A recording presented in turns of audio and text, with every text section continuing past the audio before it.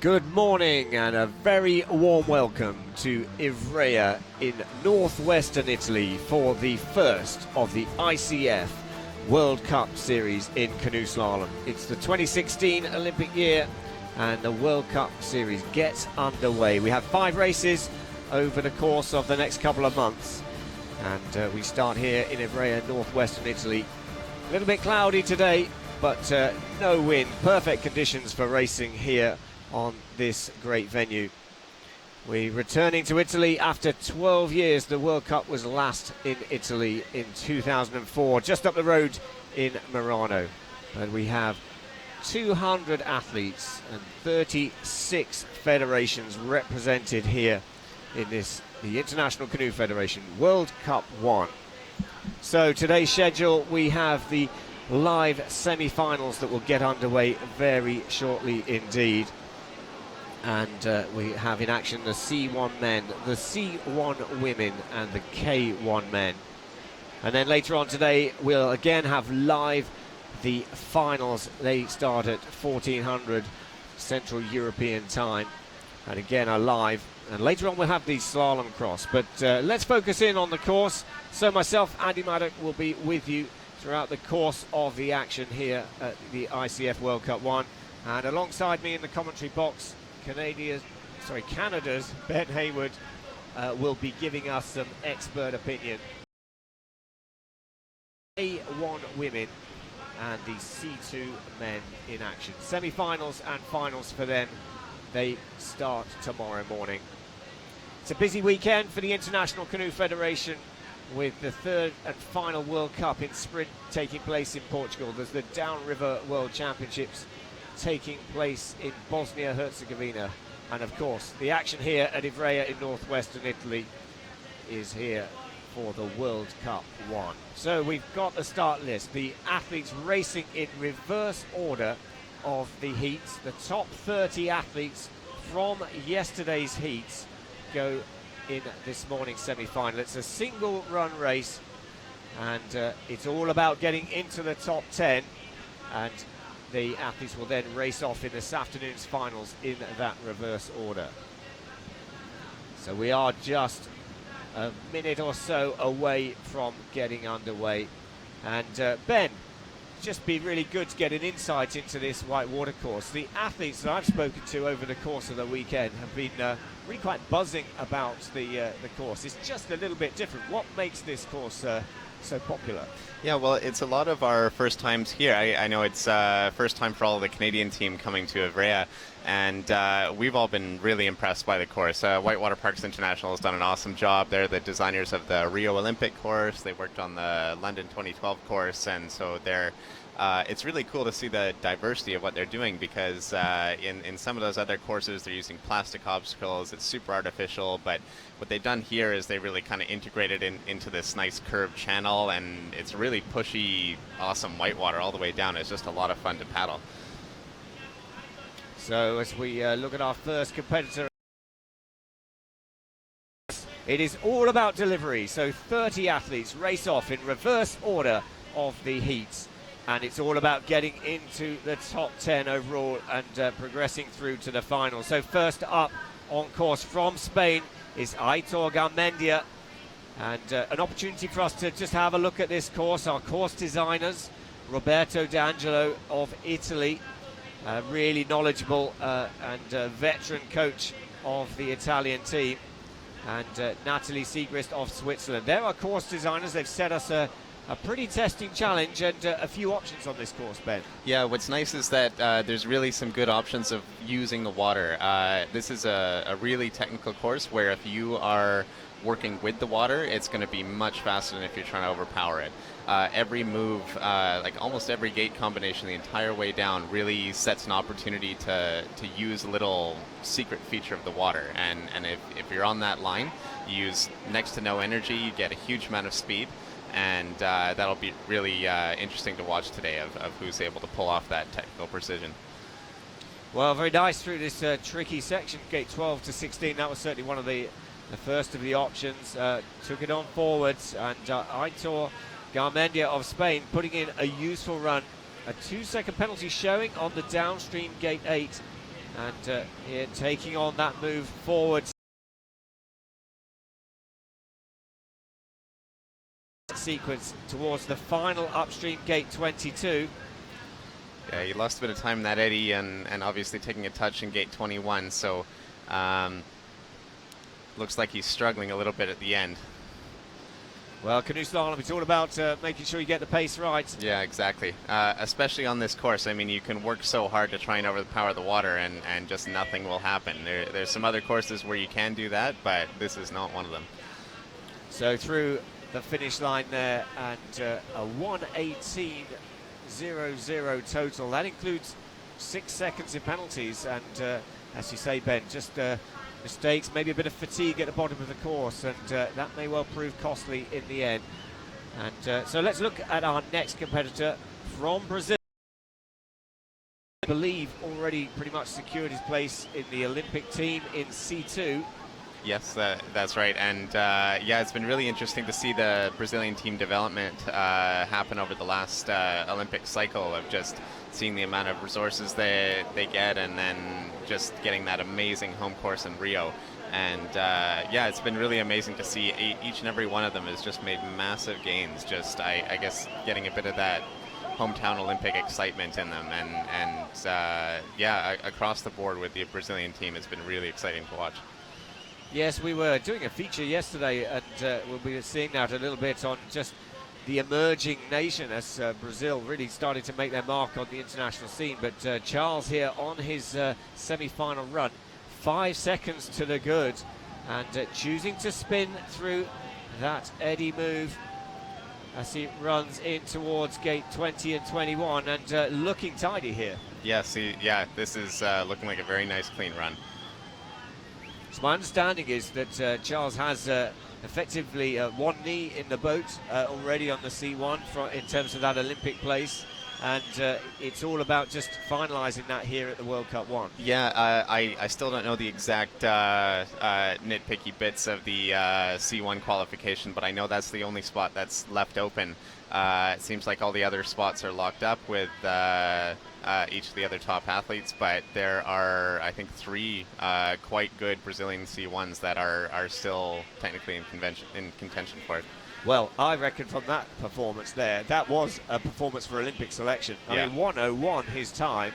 It wouldn't surprise me if that's good enough to get into the final, but we'll have to wait and see. Yeah. Certainly, I would say a time around 100 is definitely going to be required. Yeah, it looks like this course is going to be a little longer than yesterday's qualifiers. There's a little bit more back and forth. There's what looks like a spin move or a very tricky direct move at the bottom. So yeah, it will add a bit more time, a little bit more work for the athletes, and that much more important to have a really nice, technically precise run like we saw from Charles. Well, we have his compatriot now on course, Leonardo Kurzel, who his best in the 2015 World Cup Series was 20. Saying it's all about Olympic selection, qualifying for that Brazilian Olympic team, and Charles Correa has really put a marker down. Let's have a look at the split time. Well, he's in touch, just a second down at the halfway split, but Charles really seemed to find a rhythm on this 24-gate course, and it's all about now really keeping that boat running. Just looks like he's not quite got the same sort of flow and rhythm. Yeah, I'd say you're right there. It's we've got a righty versus lefty situation with these two. Paddler on right now is a right-handed paddler, and so that will work a little bit to his advantage through the middle part of the course, but it looks like he's going to have a hard time catching up to his teammates' run. So a 2-second penalty awarded on the upstream gate 22. And 6 upstreams on this 24-gate course. There, and look, he's lost a lot of time in the bottom section there. So into second place for Leonardo Kurzel, but it is still Charles Correa, the early leader from Brazil in this, the ICF Canoe Slalom World Cup. And it is semi-final time. It's all about 30 boats racing for a place in the 10-boat final this afternoon. So next up on course from the People's Republic of China, it's Fanjie Chen coming through gate 5. And the People's Republic of China really had made a big emergence onto the canoe slalom scene, and it seems to have stalled a little bit. I don't know if that's your perception, Ben, but some of the big names that were around have not necessarily carried on.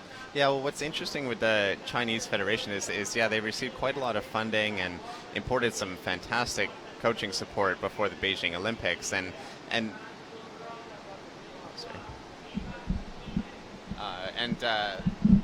of since then we've seen something kind of interesting happen, which is with the Asian Games, what can happen is the top athletes, if they win a gold medal at the Asian Games, that pretty much sets them up for life. So most of the top athletes have won a race at the Asian Games, and they've more or less dropped off the scene, which has been a little shame for the high competition of the sport. But yeah, I guess that's just the situation that they have. Well, he's in touch at the halfway split, despite the 2-second penalty. So what will he do? But having to fight really hard into the upstream gate 22. And now just working the water. You can see this really physical white water. And talking to the athletes yesterday, it was really, I got the impression that you don't get a lot of help out of the white water. A lot of the stoppers, the features that you might feel that you could get used, you can't trust them. Is that your opinion, Ben? I think it's not quite as simple as that. I think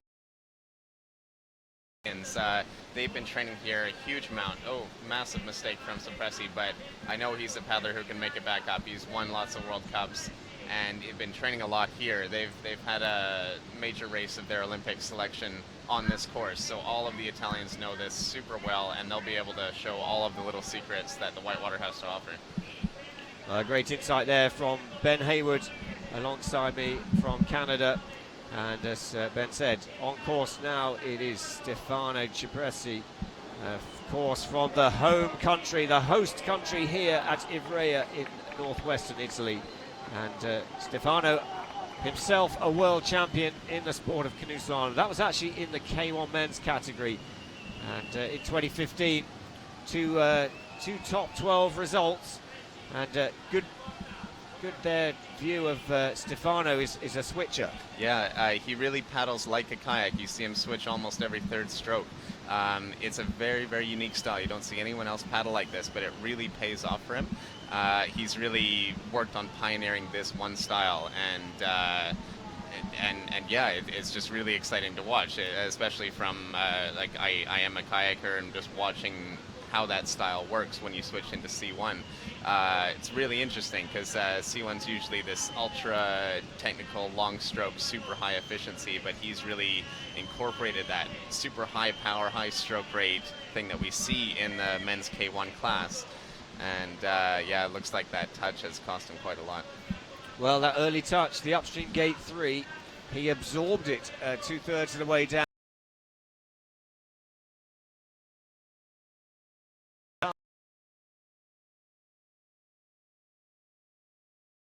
Final, and watching on screen, Stefano Cipressi of Italy goes into second place ahead of Brazil's Leonardo Cursel. So next up, another Italian here on the home Italian course, bib number 16. It is Roberto Colazingardi, and Roberto, an established junior and under 23.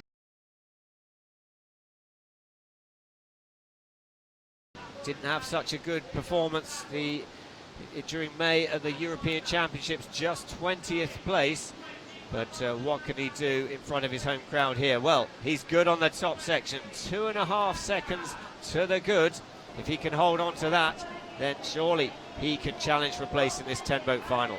You can really see Colazingardi using the water to his advantage. He's taking about half the strokes of Suppressi, and he's also not a switcher. He's got that classical C1 style, nice long strokes, always using the water, and he knows this course better than pretty much anyone out here. Sneaks in and out nicely on gate 16, and he maintains that 2.2 second advantage on the 2/3 split point. So it's this bottom section. We know that the current race leader, Charles Correa, was very strong on the bottom section. So what can our competitor from Italy do? Well, he looks like he's really still got that rhythm. He's got the feel on the bottom section. Yeah, this is a fantastic run. This will definitely get him into the lead. It'll be interesting to see if it gets him into the finals. Well, he's coming towards the finish. The time he needs to beat is 1:01.85. He has done that. He has smashed that. 97.63 into first place. And surely he'll be, whilst he'll have a little bit of time to wait and see, he'll be fairly confident that will challenge for a place in the final. Yeah, but a nice smooth run laid down the way that he just executed that. I think it's going to be, that run will hold for a while. So, another emerging paddler, this time from Croatia. It is Matija Marinic, and he was the under-23 European champion back in 2013. He didn't do all the races last season, but he finished 27th overall in the 2015 ICF Canoe Slalom World Cup. What can he do here? Well, we've got a new time to chase, and it's a time well under that 100-second barrier. And still some big names to go in this semi-final, including Michal Martikan of Slovakia, who came right back into form. Everyone thought he was finished, but he came straight back at the Europeans on his home course and took a silver medal. Yeah, Martikan is really an absolute legend of the sport. I mean, he won his first Olympic gold medal at 16, and he's still at the top of the game. It's pretty impressive to see an athlete do that. Well, Matija Marinic is a little bit down on our current race leader from Italy, but he still looks like he's flowing well on the bottom section. So up, out of the upstream gate 18, he chooses to spin on 19. This is where he's really got to get the feel, keep the boat running through these little stops. Time loss on this final section, and that was where Roberto Colazingardi was so strong. Yeah, he's maybe not linking up with the little secrets of the whitewater, but he's certainly not making... spoke a little too soon. It wasn't making any massive mistakes, but there it all goes on the last gate. Well, you can see there the power of the water. It's not very forgiving. You give it an inch and it will take a mile, and only good enough for 5th place for Matija Marinic. That mistake on that bottom section proving very costly. So it is still Roberto Colazingardi of Italy leading the way, 97.63, and that is after we have had 7 athletes down out of the 30 semi-finalists. And remember, they're racing it out for a top 10 finish in order to progress through to the final. So next up, from Germany, it is Nico Bettger. Nico's been on the circuit a long time, but doesn't seem to have the consistency that we maybe would expect with a German C1 paddler, given the competition just for places on the team. Yeah, I mean, we really see his teammate and who's the 2016 Olympian, Sidras Tassiadis, really take that consistency spot. But Nico Bettger he's a World Cup champion in the past. I've seen him win on his home course in Augsburg. That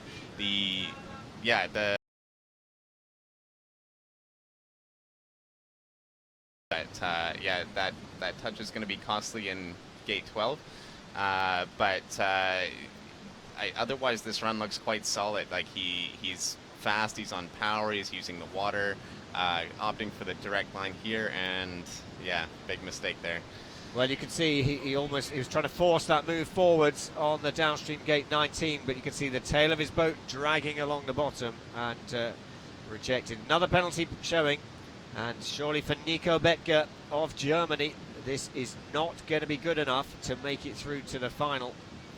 But he's still racing it out. Anything can happen in this game of canoe slalom, and you've got to be in it still to stand a chance. So Nico Bettger into 4th place with that total time, 1:04.74. So it was a quick time. Yeah, but I'm sure you could, you can just kind of see the gears turning in his head when you take a touch like that midway down the course, and then you opt for something riskier like he did in gate 19. He had the chance to make that 2 seconds back up with a good direct line, and unfortunately that risk didn't pay off for him. But yeah, it's interesting to watch these athletes make a small mistake at the top and then opt for the safe versus the risky line down at the bottom just to try and make that top 10 cut. Well, next up in this men and on course, wearing bib number 11, it is Tom Quinn. Tom Quinn representing Great Britain. And it looks like he's picked up an early penalty on the downstream gate 1. Yeah, I didn't see that at all, but yeah, it could have been a just really light graze on the way down. There we see it's still Roberto Colazingardi of Italy leading the way. And wow, how he didn't hit the upstream gate 12, then who knows. But Tom Quinn taking very direct line through 13 and 14. Oh, it looks like he did just graze it as well. But yeah, that move down the drop, it's can be a little bit of a roll of the dice if you're in the middle. The safer line is to push a little bit further to the left and then bounce right. But you're really trusting the water a lot, and because so many of us, this is our first time on the water, it's quite hard to put that kind of faith in the river of knowing exactly what it's going to do to your boat. So 4 seconds of penalties showing on the screen now, and Tom Quinn of Great Britain needing to find some time. He was 6th at the Senior World Championships in 2014 in Deep Creek in the US, and now sprinting to the finish. So he's not going to be inside the lead time. Into 5th place for Thomas Quinn, and 4 seconds of penalties, and clearly not quite happy with his performance there. So 30 boats go in this semi-final. Only 10 spots in this afternoon's final, and we'll be bringing you that live here at Planet Canoe. And that will be at 2 o'clock this afternoon. But stay with us because we've got lots of action across the semi-finals. Next up from the Czech Republic, it is Lukas Rohan. Recently 32nd at the European Championships. They were taking place at Liptovský Mikuláš in Slovakia. But this, the first of the ICF World Cup Series, is really the first time that everybody from around the world comes together in the 2016 season.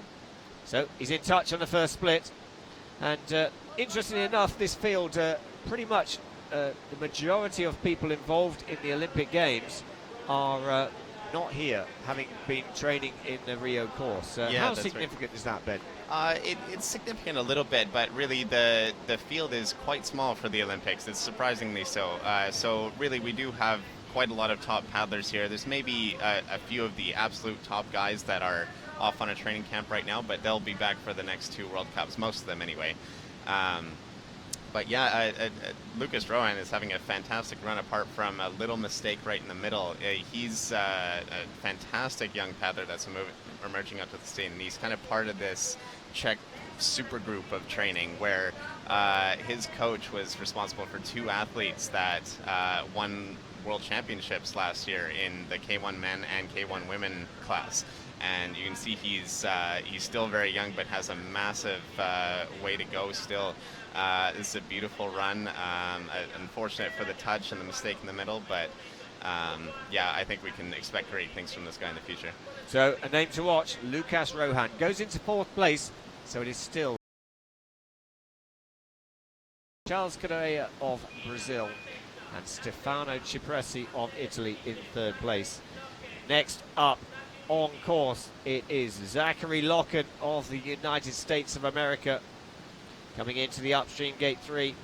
Zach Locken, when he gets it together, he can be very fast indeed, but probably not as consistent as he would like. Yeah, he's still quite young on the scene, but he's shown that he can go really, really fast. You're right, the consistency might not be there yet, but I think if he lays down a good run, he can get into that World Cup final, no problem. And you can see a really powerful attacking style, and when that all links up together, when you put a solid run together, Zach is he's known as Bug on the paddling scene, and yeah, this is oh, that was almost brilliant. Yeah, when he puts everything together, he can be very, very fast. Well, he's recovered well from that mistake, because as you say, the upstream gate 12, he absolutely pinned it, but it was just the wrong side of the margins. Now the important thing now is keep composed, settle it down and get the lines right on this bottom section. He was trailing by 1.4. That's now grown to 3 seconds as a result of the mistake on gate 12, but he's still in touch. He could still actually go into 2nd place, but as I speak, it looks like he's taken too direct a line at 19. is it all over now? Yeah, it was really a shame in that move in 12 because he came in with just perfect approach, and it's really just giving just a millimeter. He is so powerful. Just the fraction of movements in your hips can just make such a huge difference. And it shot him to the top of the eddy and really swirled him out of place. But that's kind of a shame to see because that was a brilliant run up until then. Yeah, and he has picked up a 50-second penalty. So into 11th place for the United States of America's Zachary Locken. And unfortunately, he will not progress through into this afternoon's final. So we have had 11 boats down, 30 boats go in the semi-final, and it is still Italy in first and third place, but it is the early stages. Remember, the athletes racing in reverse order of the heat performance, and so we expect some faster times to come, but certainly Roberto Colazzingari of Italy, our current race leader, has set a good time to chase. So on course is the first of our French paddlers. It is Kylian Foulon. And Kylian Foulon, pretty much a new member of the team, but anyone who makes the French team is going to be a credible performer at World Championship and World Cup level. Yeah, absolutely.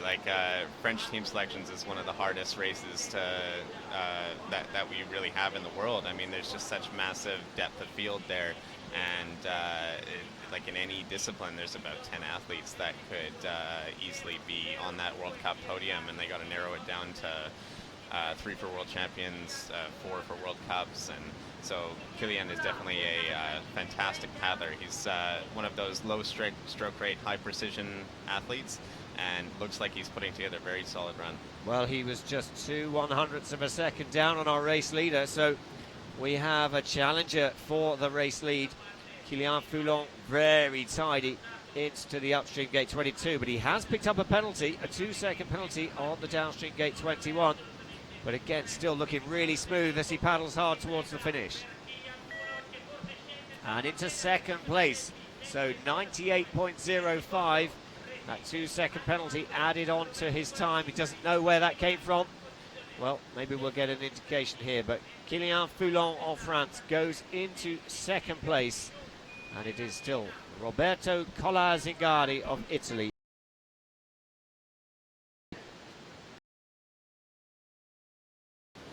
So another competitor from the people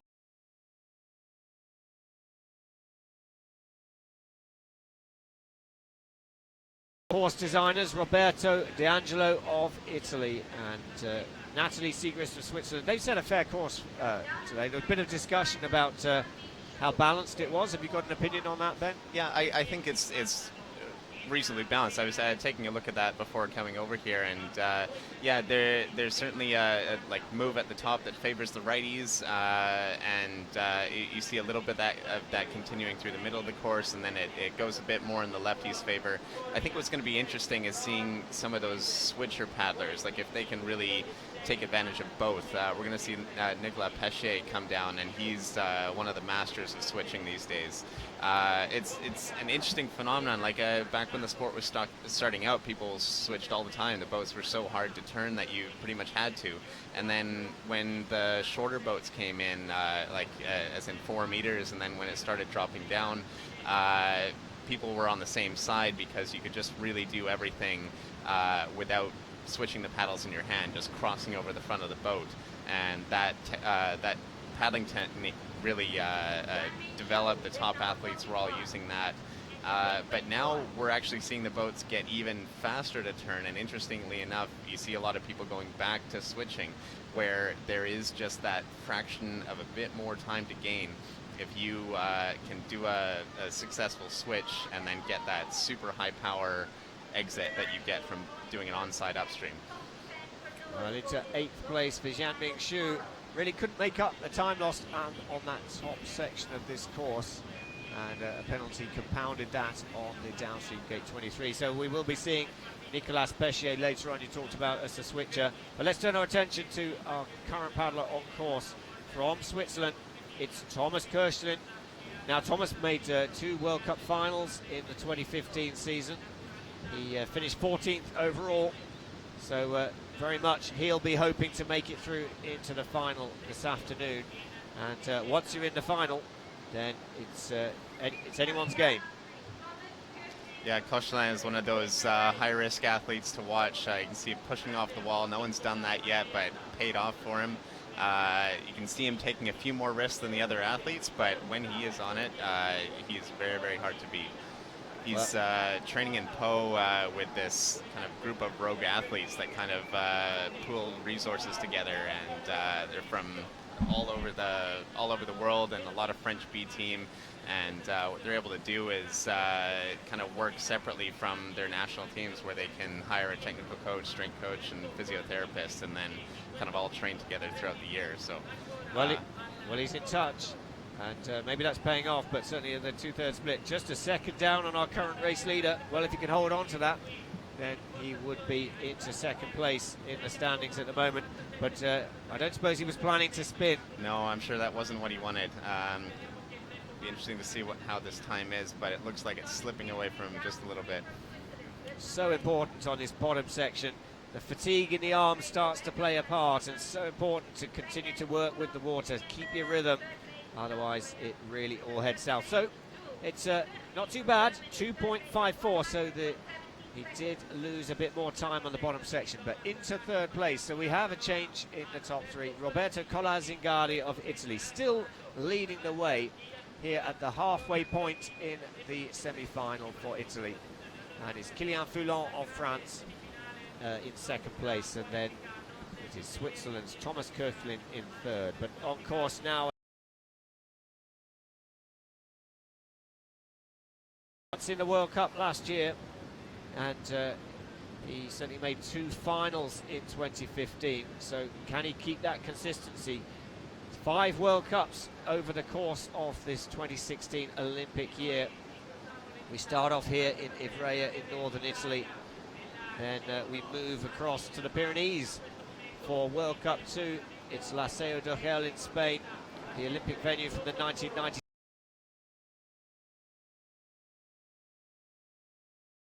Into France to Po, to the venue built just around about 8 or 9 years ago, and the host venue for the 2017 ICF World Championships.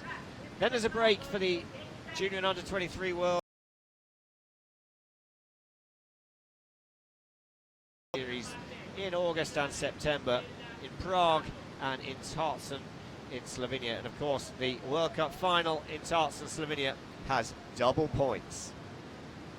So how's Thomas getting on there, Ben? I am blown away with this run. He is right on the edge the entire way down. It's been fantastic paddling to see him come down here. Like he has been right on the edge of blowing out on pretty much every gate, but he's holding it together. He's super fast.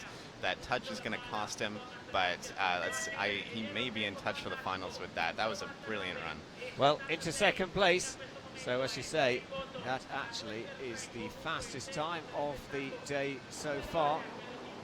Not quite actually, but it's certainly right on the pace with our current race leader. And yes, will that touch actually prove significant in the final reckonings as to whether he makes it in the top 10? Well, we'll have to wait and see. But here on course is our first Australian paddler. We'll be going to the Rio 2016 Olympic Games, and been through that selection process in Australia. Yet to make a final, though, in the World Cup, and will today be his day? I think it could be. I mean, he's showed huge improvement over the last year, especially. It was really, I was down in Penrith watching their Olympic selection, and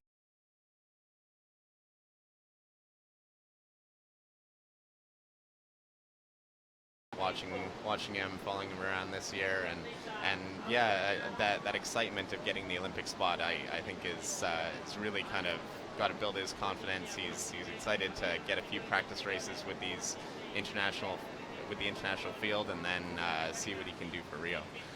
Well, he comes into the split 1.74 down, so if he can put in a good bottom section, he can keep himself right in the mix. And just looking at a little bit cautious on this middle section, not quite as attacking as we've seen from some of the athletes, but importantly, he is clean so far.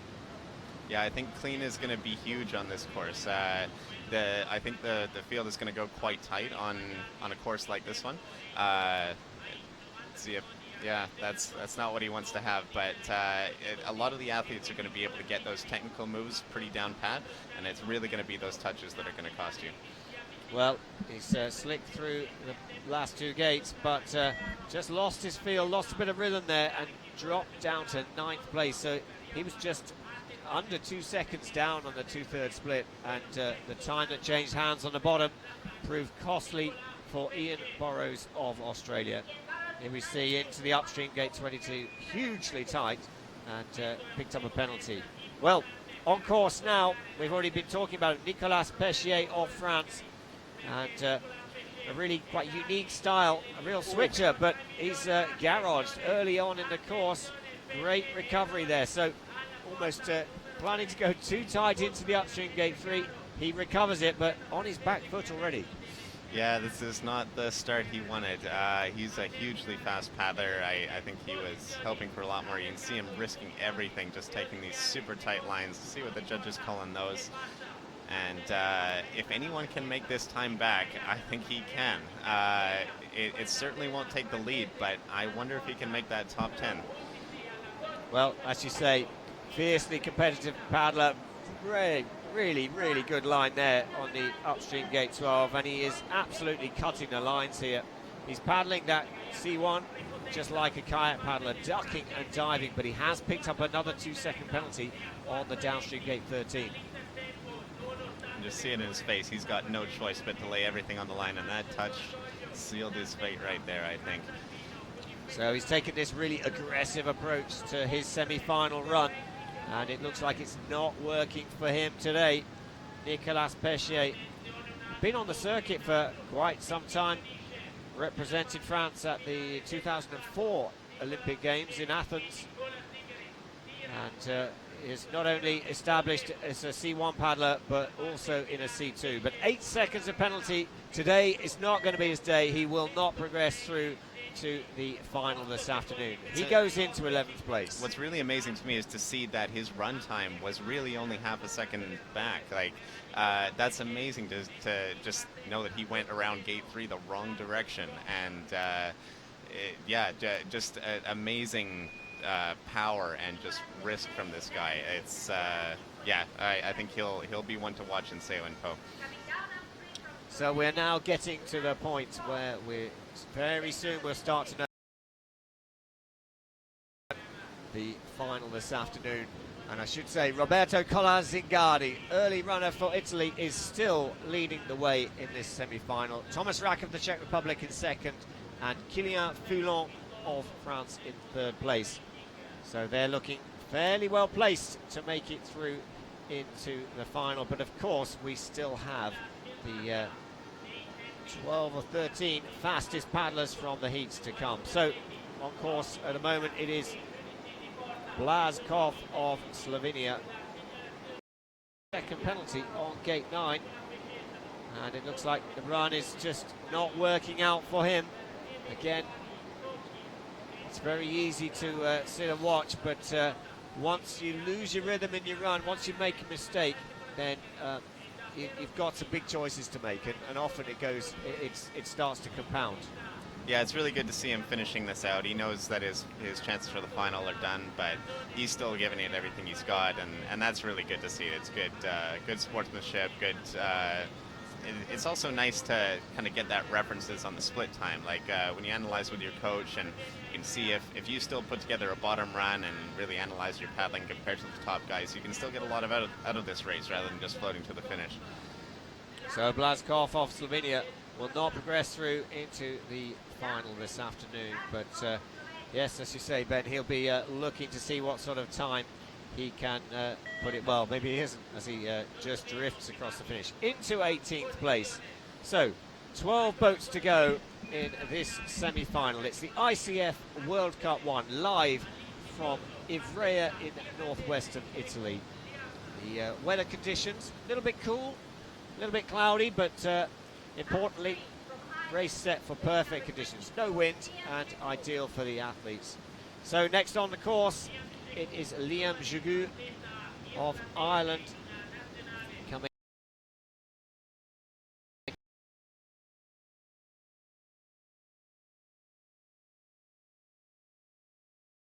Section fairly open, and the power in the water isn't there, but you come in towards sort of gate 8, it narrows down, it steepens up, and this is where the real challenge, certainly the technical challenge, comes. At gate 12, the precision, you talked about it earlier, Ben, very important.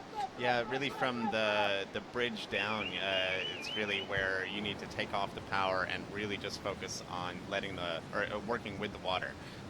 Like if the water's not bouncing you in the right direction, then you're going to be working super hard and not have enough energy for the bottom. You can push a bit more on the top. You can see it's a little calmer water up there, but down here, where he is right now, those eddies are strong. The river is fast. The waves are big. You've got to be using them. Time just being lost. Stream to go on this 24 gate course, whips it round in and out of the upstream gate 22, and it's going to be outside of the current time of our race leader, and that's Roberto Colazzingari of Italy, and that'll be popular with the home crowd. There's certainly a good crowd yesterday for the heats, and a growing crowd here for the semi-finals. Into 8th place for the Irish paddler. And we still have 11 boats to go in the semi-final, so a little bit of a long wait to see whether that's enough, but surely Roberto Colazzingari of Italy will be confident that he will be going again in this afternoon's final. Well, next up, Martin Thomas, who had some strong performances in the 2015 season. He's representing France, and he finished 7th at the World Championships in 2015, and certainly last year he had a 4th place in the ICF World Cup Series. Well, he's up on the split in the top section. Can he hold on to that in the difficult technical middle and bottom sections? Yeah, he's an incredible technical paddler. Really, last year was his breakout year. He suffered a bit of a wrist injury in the off-season, but he's come back from it really nicely. You can see he's right back on form now, and this is a great run that he's putting down. Super calm, in control. He's got lots of energy left for this last bottom section of the course, and he's up by a wide margin. Yeah, it looks super smooth, and absolutely what's required in a semi-final of a World Cup.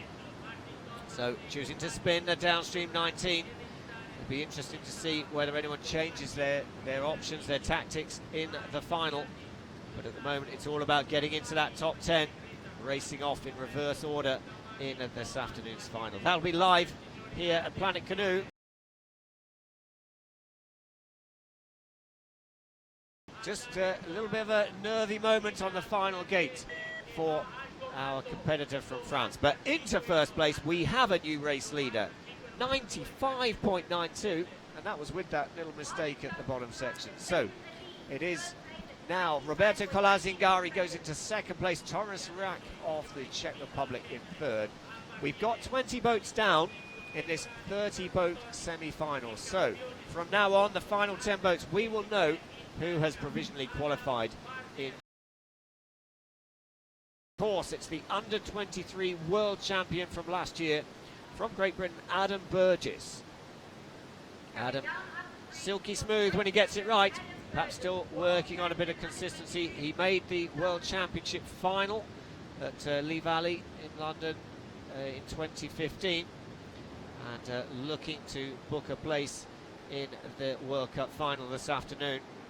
Well, he is in touch at the halfway split, sneaks around gate 9, and that's very much worthwhile doing that, because you have to come out a little bit high from the upstream gate 9 just to open up the move through 10 and 11. Yeah, now he is a lefty paddler, so he has a bit more control on a move like that, and this is where he's really got to be in touch. Is he's working on his offside through this section, through gate 12, 13, and then he's coming into the bottom where he can make a little bit of that time up. Well, he's very much in touch, 0.38, and we know that our current race leader has a little bit of an advantage, but it's all going wrong here.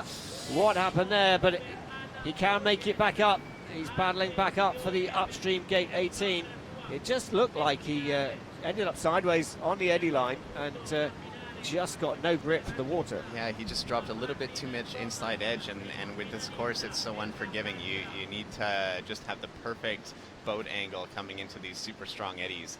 And yeah, you can see he just misjudged it slightly. It wasn't a massive mistake, but it had massive consequences. Well, he's kept it going, he's kept it clean. He's now sprinting to the finish, and damage limitation on the bottom section. Into 9th place for Adam Burgess of Great Britain. And what that does mean is that our current race leader, Martin Thomas of France, is provisionally into this afternoon's final. So next up, we have Ondřej Berčič. His best performance in the 2015 World Cup Series was in 6th place, and he finished 14th overall in the standings. Remember, it's a 5-race series.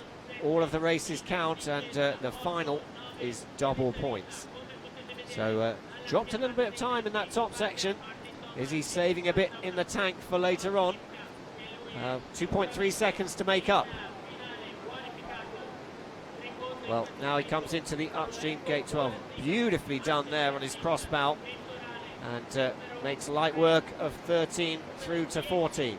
Yeah, I haven't seen anyone do that on their offside as nicely as that. That obviously you can see it just made him up a second of time right there. And let's see what he can do on the bottom. Like holding it nicely together with no touches is going to probably secure him a place in the finals.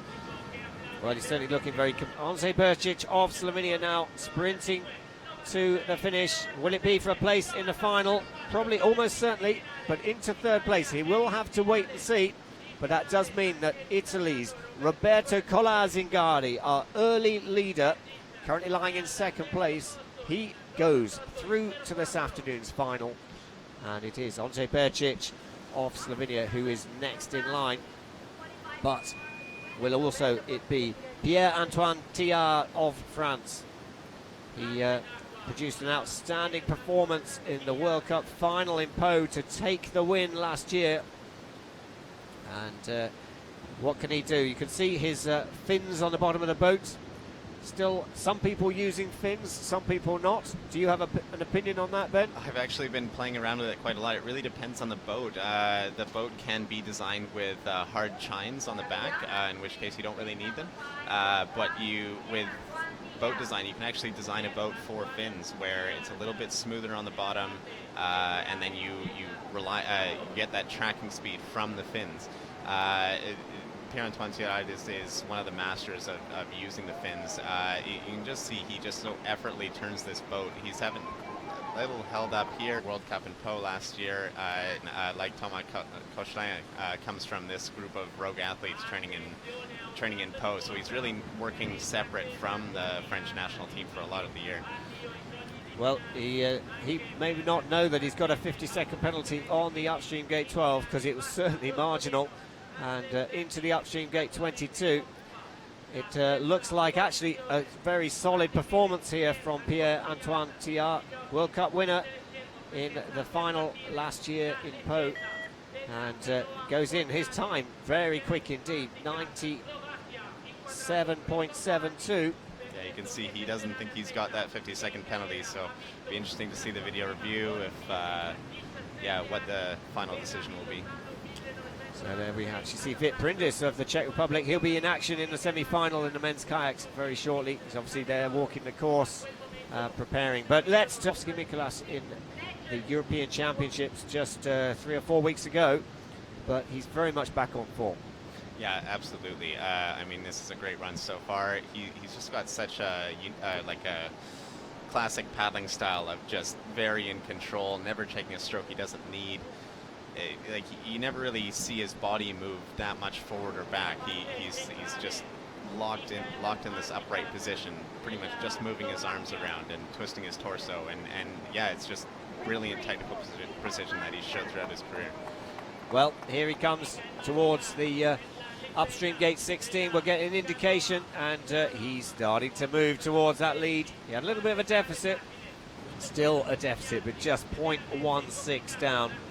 Mikhail Martican looking like he's getting near back to his best. He won't be representing Slovakia at the Olympic Games. Don't forget, he's a 5-time Olympic medalist.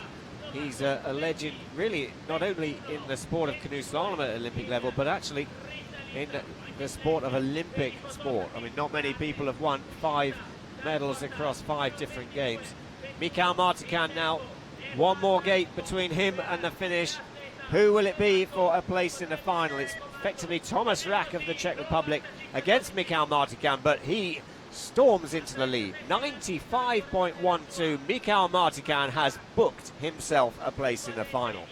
Yeah, it's those well-composed runs, not doing anything crazy, just let it is what's going to be so important on a course like it. Starting to look a real threat for this season. Now on course, a star of the 2015 season at the World Championships, took a bronze medal on his home course, Ryan Wesley of Great Britain, but an early mistake there on gate 3. Again, similar to Nicolas Peschier, just a little bit eager, too early. Yeah, you can equate a mistake like that to basically getting a touch up at the top. So he's still, if he keeps this together in the bottom, he can be within touch to make it into that top 10. Well, it's all about keeping it composed, putting that mistake behind you, and really just focusing on delivering the rest of the course. And as you say, 2.32 seconds down. So Ben, yeah, pretty accurate there. That it's the equivalent of a touch. But he's looks like a bit of contact made there on gate 12, and that's confirmed.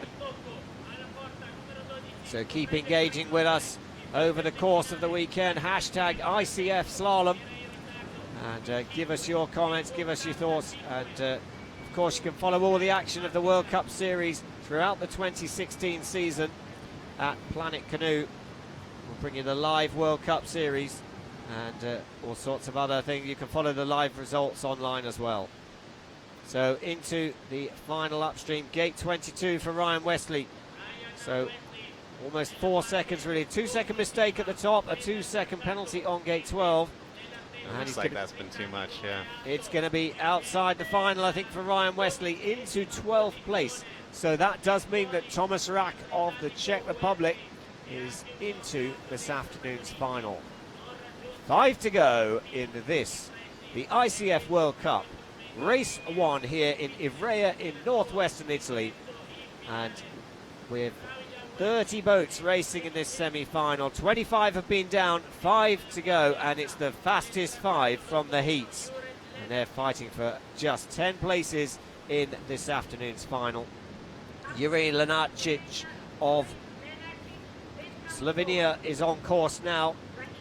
And now coming through gate 6, coming towards the technically demanding part of the course. Michał Martican of Slovakia, our current race leader. Well, Lenacic of Slovenia just 0.21 seconds down on the early split. So the pace he showed in the heats is so far showing again in the semi-final. Well, that is precise. You wouldn't want to give any more margin there. It's certainly Lenacic of Slovenia. If he can hold on to this run, surely he will challenge for a place in the final. Yeah, he's been an interesting athlete to watch, kind of like Zachary Locken or some of the other young guys that are super fast but struggling a little bit with the consistency. That was kind of his story a few years ago, and now he's really kind of mastered that consistency a little bit better, and you can see him throwing down a really nice run out there right now. Well, he's keeping it clean at the moment. Just one more upstream to go on this 24-gate course. Our course designers Roberto D'Angelo, Natalie Siegrist, and now Lenacic of Slovenia sprinting for a place in this afternoon's final. Will it be enough? 6th place, and it will be enough. Ondřej Berčič is currently into the final. All right, I'm about to get pretty excited here. This is basically my paddling brother. I've kind of grown up with his family. This family's done so much for me over my paddling career, and absolutely love to see him doing well, sitting in 4th in the qualifiers. He hasn't finished outside of a top 10 in a single race this year. He is having an absolute breakout year, and it's coming at the perfect time leading. A lot of people think this is far-fetched, but I think absolutely he's in touch for a Rio Olympic medal. He won a bronze medal at the Olympic Olympic test event, and he's showing that he has mastered the consistency, he's mastered the speed, he is in touch, he is having an absolute breakout year, and this course suits his advantages super well. He's a technically precise paddler. This is the most brilliant offside move we've seen so far on gate 12, 13. This is unbelievable paddling from Cameron. Well, Cameron Smedley of Canada, as you say, absolutely in touch, and 1.34 down now at the second split, but that's no drama. But he can't afford another penalty, a 2-second penalty on the upstream gate 16. But you're right, he's having an outstanding season, and really had a great performance at that Rio test event, getting the medal. This was a beautiful spin here. That's one of his strong suits. That second touch may have cost it for him. He knew that he had enough cushion at the top to afford one touch, but he's going to have to give it everything through the bottom. Well, it is all to do on this final section. A great top half, just spoilt by some penalties on the bottom half. Mikael Martikan, our current race leader, he will be in the final this afternoon. Cameron Smedley, those penalties put him out of the final into 13th place. He'll be disappointed with that because he really showed some pace there. Yeah, the racing pace was perfect. Like, the pacing, everything was wonderful. It was just these slight mistakes of just having a paddle slightly in the wrong position that cost it for him. But he knows that he's now in that top 10 now, that he can make it on the next few World Cups. So what that does mean is that Thomas Rack, Yuri Lanarcic, Ondřej Berčič, Pierre-Antoine Thiard, Roberto Colazingari and Martin Thomas, as well as Mikael Martikan, are provisionally into the final. 3 spots still to be decided. We have the fastest 3 from yesterday's heats. And on course now, it is Michal Jane of the Czech Republic, a World Cup medalist in the past and very capable. He is up on our current race leader's time, half a second up. Now, it's all about delivery when it matters, and already a 2-second penalty on gate 10, the downstream gate in the eddy. Nicely into 12, though. Yeah, this is a great run so far. He can afford the touch with the race run so far. If he can hold it together on the bottom, this will definitely secure him a spot in the finals. He's really shown some impressive results over the last few years. Well, he was 15th at the World Championships last year. I think given the seasons that he has and the performances he's had, he would have been disappointed with that. But importantly now, he is minimising any loss. He's only just picked up that 2-second penalty on gate 10. He's not added to it. And surely Michal Jane of the Czech Republic on course now for a place in this afternoon's final. That'll be live on at Planet Canoe on our YouTube site. And do join us, that's 2 o'clock. And look at that, 2.84. Where did he find his time? It was a fantastic run on the bottom. You could see that he was making it look effortless, which is exactly what you want. He was in the perfect position. The water was working for him. He wasn't expending too much energy, and you can see it pays off in dividends. Like, with a touch, 2 seconds up on the rest of the guys. Very, very impressive paddling. And how composed was he at the finish line? He just thought, well, yeah. Wait and see. 2 to go in this, the ICF World Cup semi-final. And on course, Marko Mirgorodski of Slovakia. So, a bit of a Slovak domination. Certainly lots of talent still coming out of Slovakia. Mikael Martikan still in second place, and he'll be in action in the final this afternoon. But to finish the semi-final, 2 Slovakians, and they're the fastest 2 from the heats. Well, he's in touch. Now, I'm not sure if he may still be a junior athlete. I know he was racing the juniors last year, and he is really kind of following in Michal Martikan's footsteps of just breaking out super early. He's paddling extremely well. This is his first year on the World Cup circuit, as far as I know, he's really showing early domination, like second in the qualifiers, picking up a short touch, little touch there, but otherwise very nice composed paddling. Well, it's all about keeping it together, like you say, inexperienced paddler, and that's a similar situation that happened to Great Britain's Adam Burgess. A lot there. So he spins through gate 19 and really needs to keep that concentration. Young athlete, and certainly a name to watch here in the future, but looking composed still. Will it be enough? I don't think it will be enough to make it through into the final, and if that is the case, that would give Kylian Foulon of France a place in this afternoon's final. And it's going to be outside of that for Marko Mirgorodski of Slovakia. Into 23rd place. Disappointment for the young Slovakia, but I'm sure he will be back. So, our last competitor in this ICF World Cup 1 semi-final of the C1 Men, and it's Alexander Slavkovsky of Slovakia, the European champion. Took that title on his home course in Liptovsky Mikuláš a few weeks ago. I think it's three European titles he has to his name. And Alexander Slavkovsky, a former winner of this World Cup title. What can he do to get his season underway in this, the ICF World Cup Series? Very experienced, very composed paddler, trading off with Martican every now and again for that top position. And yeah, he's definitely expected to make it into that final. I know Thomas Kochlin is going to be waiting with crossed fingers, and that touch is certainly helping Kochlin's position, but Slavkovsky, I know, will stay composed in this bottom section where it just really pays off to be super technical and precise. Yes, let's wait and see.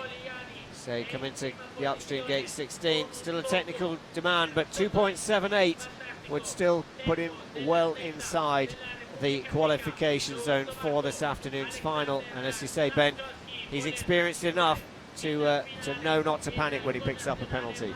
This is really his strong suit, is just using the water to his advantage and being extremely precise. He's not going to get rattled for that touch. You know, he can still make it. And it looks like he's still holding together a good run here. Oh, that second touch is going to be costly. Well, all of a sudden, he goes from fairly comfortable to 11th place. Wow. So you can see, wow, we weren't expecting that. Alexander Slavkovsky of Slovakia is in 11th, and he will not be in this afternoon's final. Well, the European champion of 2016 has to sit it out this afternoon, but that's good news for Switzerland's Thomas Kirklin, who is our final qualifier. So, provisionally, the results for the semi-finals of the ICF Canoe Slalom World Cup 1. It's C1 Men semi-finals. Michael Jane is the race leader. He'll go off last in this afternoon's final. Michael Martican of Slovakia, Martin Thomas of France, Roberto Cola-Zingari of Italy, Pierre-Antoine Tillard of France. They qualify through into the final, and along with them, Andrzej Bercic, Jure Lenarcic, Thomas Rack, Kylian Foulon, and Thomas Kirklin will lead off this afternoon's final. He will go first. The athletes race in reverse order, and there we have it, the results. But an outstanding performance for Michael Jane, taking that dominant lead, including a 2-second penalty. So Alexander, Canada's Cameron Smedley, well, he had the pace, but he didn't manage to keep it clean. And Nicolas Peschier of France, again, another athlete with the pace, but too many penalties on this course. So we have moved it from 30 competitors. We've identified the 10 finalists on this course. They will race off at 2 o'clock, 1400 Central European time. So make sure you're here live to watch that. Your reflections on the C1 Men semi-finals, Ben? Yeah, I think it will really show for the finals that you can push hard at the top, but that technical precision at the bottom is really going to pay off. Touches are huge. You can see how Slavkovsky really just lost it in gate 23 there. That was otherwise a great run and just a clip of the... Yeah, it'll be even tighter in the men's K1 class. There's just going to be even less of a margin for error. We're going to see the runs go slightly faster. The stakes will be a little bit higher, and we'll see a little bit more risk, especially up at the top, just where you can really push hard and then make a bit of time with that tight technical lines at the bottom. Well, we've got an Italian, we've got a home paddler, Roberto Cola-Zingari. He'll be through in the final. That'll please the crowd, the growing crowd here for the first of the finals days here at the World Cup 1 in Ivrea, northwestern Italy. And it's really great to be right in the heart of traditional city in the foothills of the Alps, and the water here is very cold indeed, fresh from snowmelt from the Alps, and a bit reminiscent of racing in the likes of Bourg-Saint-Maurice in France. Yeah, it's a really kind of integrating it into like with a bunch of natural rocks as well. It's we race a lot on these plastic obstacle courses, and so it's nice to get back on these rivers that just feel a little bit more natural, even though they're not. Well, up next we will have the semi-finals of the C1 Women, and that will get underway in just over 2 minutes' time.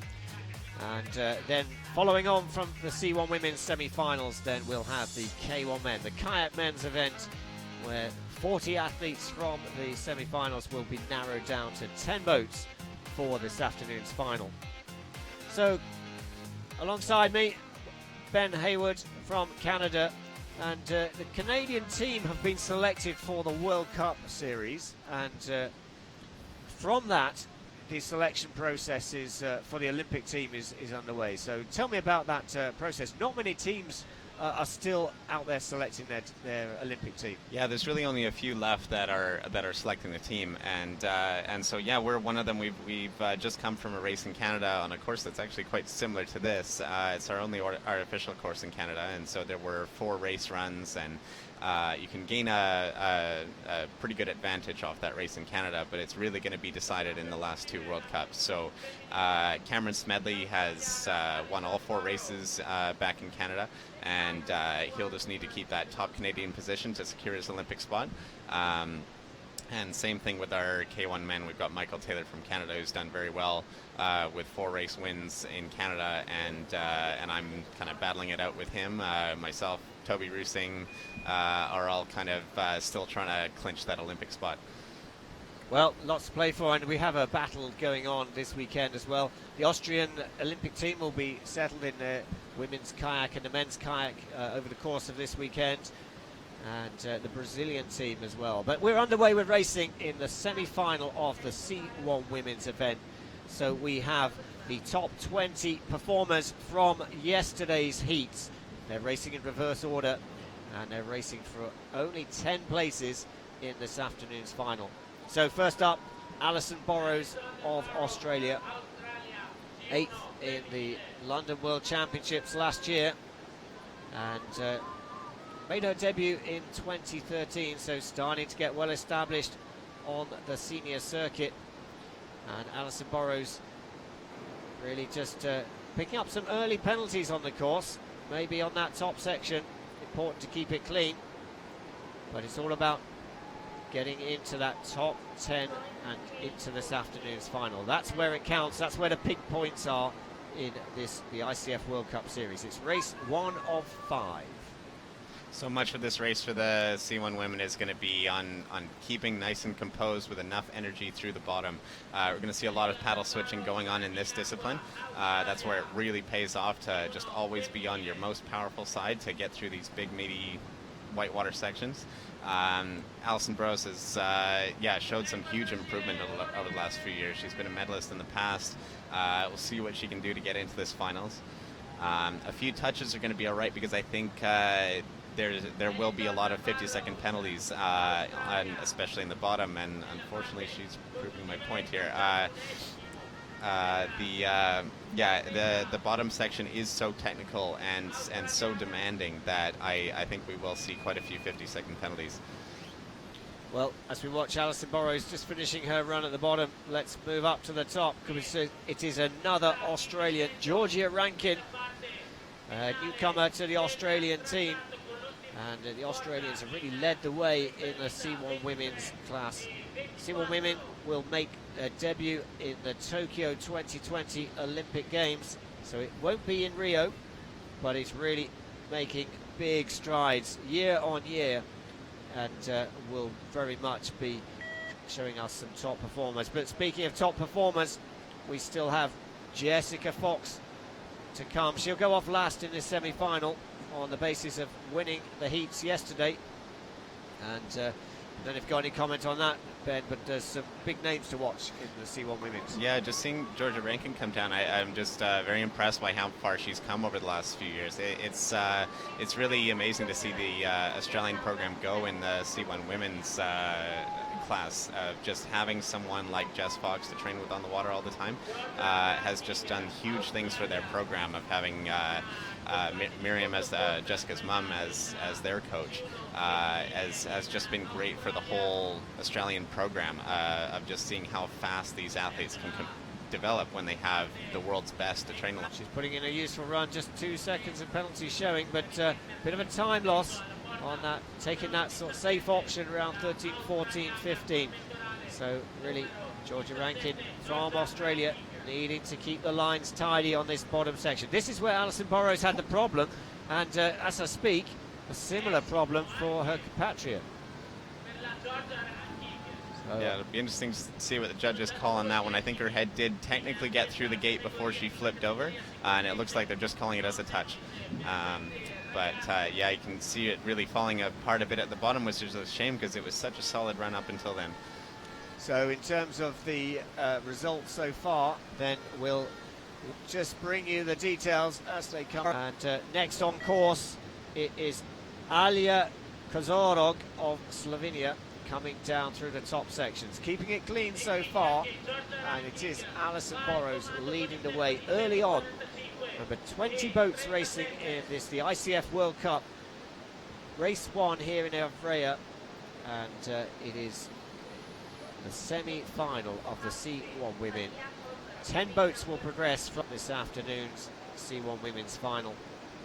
So the young paddler from Slovenia keeping it clean, but maybe the pace needs to just be kept up a little bit in order to progress into that final this afternoon. Yeah, you can see her really sacrificing just a little bit of time to make sure that she is in the middle of the gates and not taking touches. Didn't quite get over enough to make that next section, but we'll see what she can lay down in the bottom. Well, that's a great recovery there, yeah, and a really, whilst unfortunate for the paddler, a really good illustration of just how powerful the whitewater is here. Yeah, absolutely. So these athletes, remember, we are watching some of the best athletes in the world, and they make it look easy. And of course, you know, the whitewater here, hugely powerful, and the further down the course you go, the more the lactic acid, the physical fatigue is building up in your body, and so important on the bottom section to really keep it tidy, let the water do the work, and as soon as you start fighting the water, that's when the time slips away. So Georgia Rankin has gone into our race leader for Australia. We'll bring you the results for Ivrea Kozorog when she crosses the finish line, but on the top of the course it's Clara Olazabal of Spain. So nicely through the top section, the Spanish really emerging, not only in the women's kayak category but in the women's canoe category. Yeah, especially Nuria Villarubla is trading off with Jess Fox for that top position, along with some of the Czech athletes, and yeah, it does wonders for their program. It's great to see these, like how far the C1 women's classes come. Like it's a test event, and then as a real event at Worlds, and then hopefully an Olympic event. It's really come Spain and Australia, France, and the Czech Republic. Well, we have Clara Olazabal on course for Spain. She had a 5-second advantage on the top. Some of that has now been extended to 10 seconds. But certainly her fluidity that she showed at the top, a little bit challenged in that middle section, but importantly, just 2 seconds of penalties showing on the board at the moment. Touch on gate 10. Now, just 4 or 5 gates to go, and an opportunity for Clara Olazabal of Spain to book a place in this afternoon's final. 1 more gate to go in the upstream department, the upstream gate 22. That's the final red and white gate. 2 more gates to go, and surely Clara Olazabal of Spain is going to take the race lead early on in this semi-final. maybe another penalty just to go on, and that's confirmed on gate 24. But Clara Olazabal of Spain takes the race lead ahead of Alia Kozorog of Slovenia and Alison Burrows of Australia.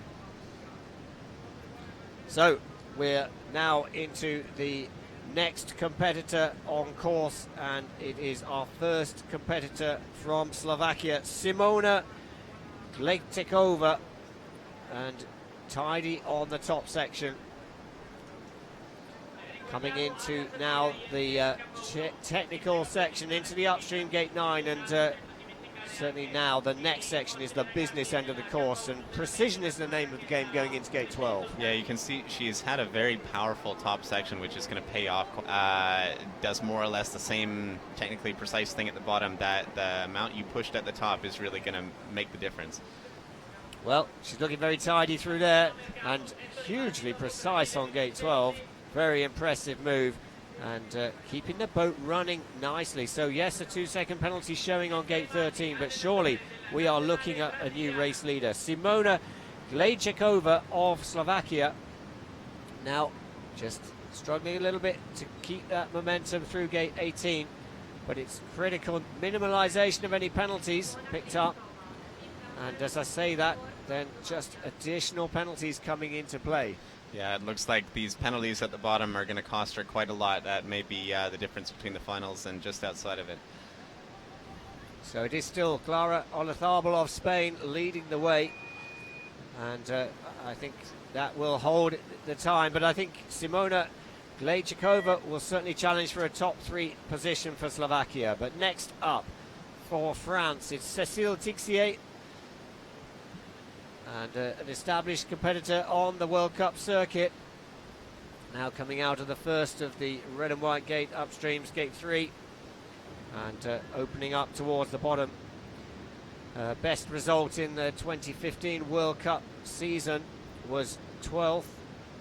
So will she be able to go better than that and make it through into the top 10 and into this afternoon's final?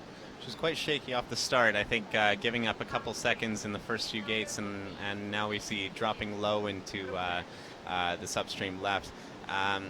She can make it up in the bottom, and she's only got 1 touch showing, but she's going to need to put together a pretty solid run from here downwards to try and secure that place in the final.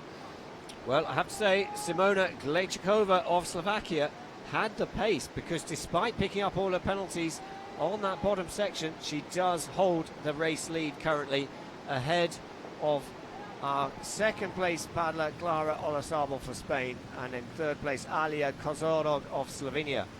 So at the moment the Slovakian paddler leading. Cécile Tixier of France, 6 seconds of penalties showing, but looking quite composed, looking tidy as she comes into the upstream gate 18. This bottom section, the physical demands.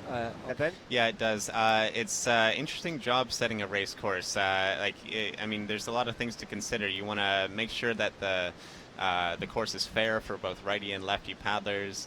It's well balanced. It flows well with the water is a big thing. Like, you don't want to be putting some ridiculously tight offset that's just going to make the athletes work unnecessarily hard against the water. You want to be setting something that's where you use the whirlpools, use the eddies, use the holes to really just try and test the athletes on how much they can make the water work to their advantage. Well, Cécile Tixier of France goes into third place. And so it is still Simona Glejčeková of Slovakia leading the way early on in this 20-boat semi-final. Remember, the athletes racing it out for a top 10 spot and a place in the ICF World Cup final in the C1 Women's event. First race in the 5-race 2016 ICF World Cup series. So on course now, it is Nina Bicak of Slovenia. Again, the Slovenians, an emerging nation. Very much for a long time the Slovenians were men's kayak. That's all they did. And really starting to show their force in all 5 categories. Yeah, I mean, you really saw Peter Kauser hugely dominant and just kind of a national hero in their country. And really you've seen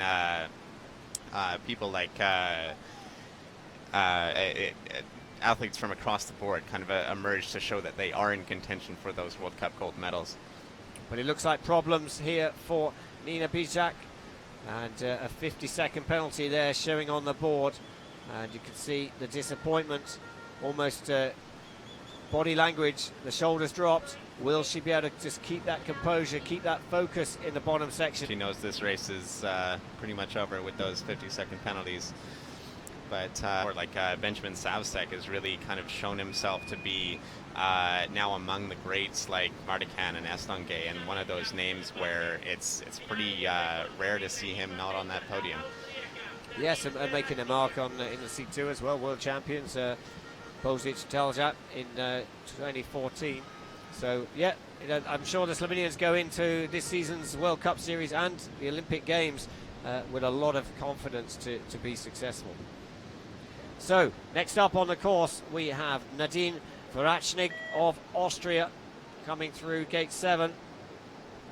And now into the tight end, into the upstream, gate 9. Useful kick off the stopper, running into gate 8. And 4.86 seconds the advantage so far.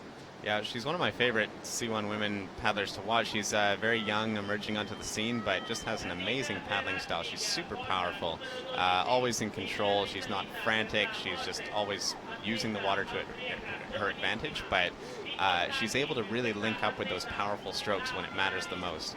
And getting into a bit of trouble here. Let's hope she can make it into that gate, and it looks like she did it. That was a brilliant move there to just get herself going backwards in the C1 is very difficult when you only have one blade. Well, she stayed remarkably calm there. She clearly got held in the stopper, and as you say, delivered a very good technical move there, backed off into the gate and kept her run on the move. Well, she has lost a bit of time while she was held in the stopper, but importantly, she is clean so far. Amazingly so, yeah. That is going to pay off huge. If there's been some pretty serious mistakes, but having a clean run is massive. So another mistake there, just the force of the water, but she has the opportunity to go back for the gate, which she takes. Spins round for 2021, so probably 5 seconds gone there on that move. But she is certainly still in contention to make it through into the final. It's all about keeping it together. Well, we'll give you the result at the moment, but it is still Simona Glejčíková of Slovakia leading the way in the early stages. And Jana Matulková of the Czech Republic is on course now, coming through gate 4. Jana Matulková, another sort of emerging talent out of the Czech Republic. Kateřina Hošková, the established name in the C1 women racing. She's not racing this weekend at the World Cup series, so an opportunity for other names to come. But it's drama here, and a mistake there on gate 8. So a great start for our competitor from the Czech Republic, Matulková, but tapped the tail on gate 8 and had to work very hard to get to 9. She's done that, but that will have dug deep into those energy reserves. Yeah, gate 8 is really one of those moves where the water, if you catch it properly, it'll send you directly into gate 9. But if you miss it, then you see what can happen.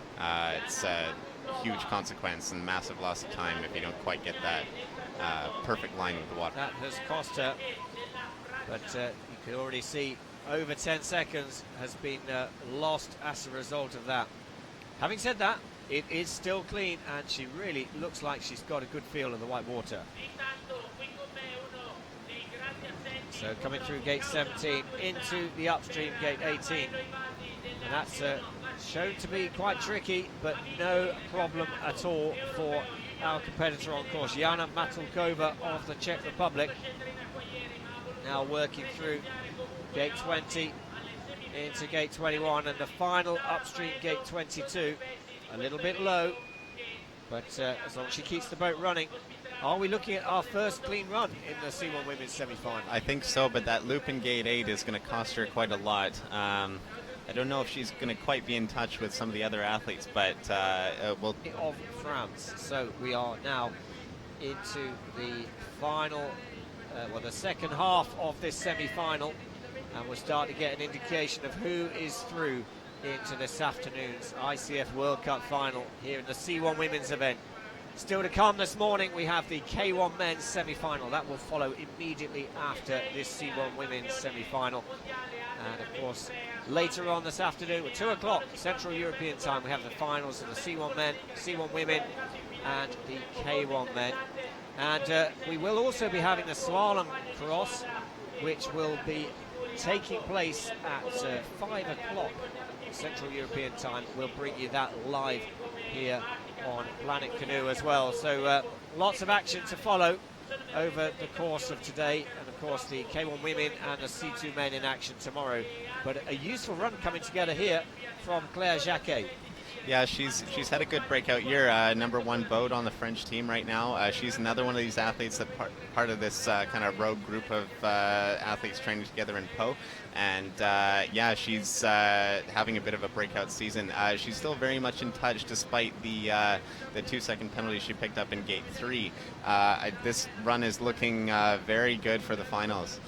It is indeed, and actually in the World Cup Series. So a good opportunity here for her through 23-24, and Claire Jacquet is launching herself towards a place in the final, surely, and into first place by a massive 7.5 seconds. That's yeah, fantastic paddling, just nice and composed, nothing crazy, but also no major mistakes, and that's going to be what it takes.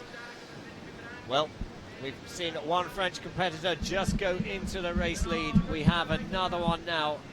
Margot Henry on course coming down through Gate 6. So the top three at the moment. Claire Jacquet is leading ahead of Simona Glejčíková of Slovakia and Clara Olazabal from Spain. That's the top three as it stands. And now, as we watch our competitor Margot Henry from France coming down into the business end of the course. It's a clean run so far. Into the upstream Gate 12, a little bit low. She's going to have to work hard to get back in there, but she does that very nicely indeed. Swivels the boat round, looking technically very good here as she drops into the upstream Gate 16.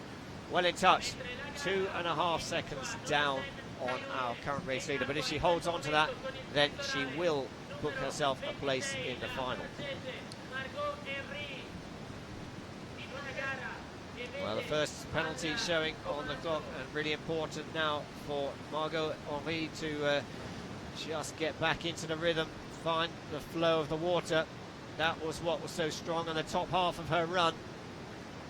Just those penalties just starting to creep in to this semi-final run. Yeah, you can see a mistake made in this section can really kind of keep on going throughout the next 3 gates. When you get offline, it's quite hard to really get back with that speed in the right direction, with the right position that you really need. So you can see a mistake in Gate 17 really cost her the next 3 gates of good lines. Well, we'll now go up to the top of the course into the upstream Gate 3. Miren Lazcano of Spain is on course. She was 6th at last year's World Championships and really showed her ability to paddle on big white water, that Olympic venue from the London 2012 Games, used at the 2015 World Championships. And Miren Lazcano looking very good on the top section. She has an advantage, 0.63 up on the split over the current race leader Claire Jacquet of France. And a little quick switch of the blade to set up through this next section, and importantly into the upstream Gate 12. Yeah, she took a bit of a hit on the obstacle up top, but it hasn't really phased her. She kept on going, and unfortunate flip there. But as far as I can see, no 50 seconds yet, which means if she holds this... Great recovery there, and now the critical thing is, can she just focus on the gates still to come? A real skill of a canoe slalom athlete is putting whatever has happened behind you, whether that's good or bad, and staying in the moment. Stay focusing on current and the next gates ahead. That's the success of an elite athlete. Particularly, it's reacting to the unexpected. Well, through Gate 21 now. One more upstream to go. And of France leading the way ahead of Simona Glejčíková of Slovakia and Clara Olazabal of Spain in third place. So now Jasmine Royal of Great Britain on course. She was 7th at the 2014 World Championships in the US, Deep Creek, and very capable on her day of putting in a fast time. But already an early penalty showing on the screen. Touch on the upstream gate 3. So Jasmine Royal now working into the upstream gate 9. A little bit low, now she needs to launch herself out across to the downstream sequence through gate 10. See a switch, and again getting ready for the tricky precision requiring gate 12. Yeah, what I find so interesting about watching this class is how precise they've got those paddle switches down. Like, you blink and you miss it. It's pretty interesting to watch of how fast they can switch from one side to the other.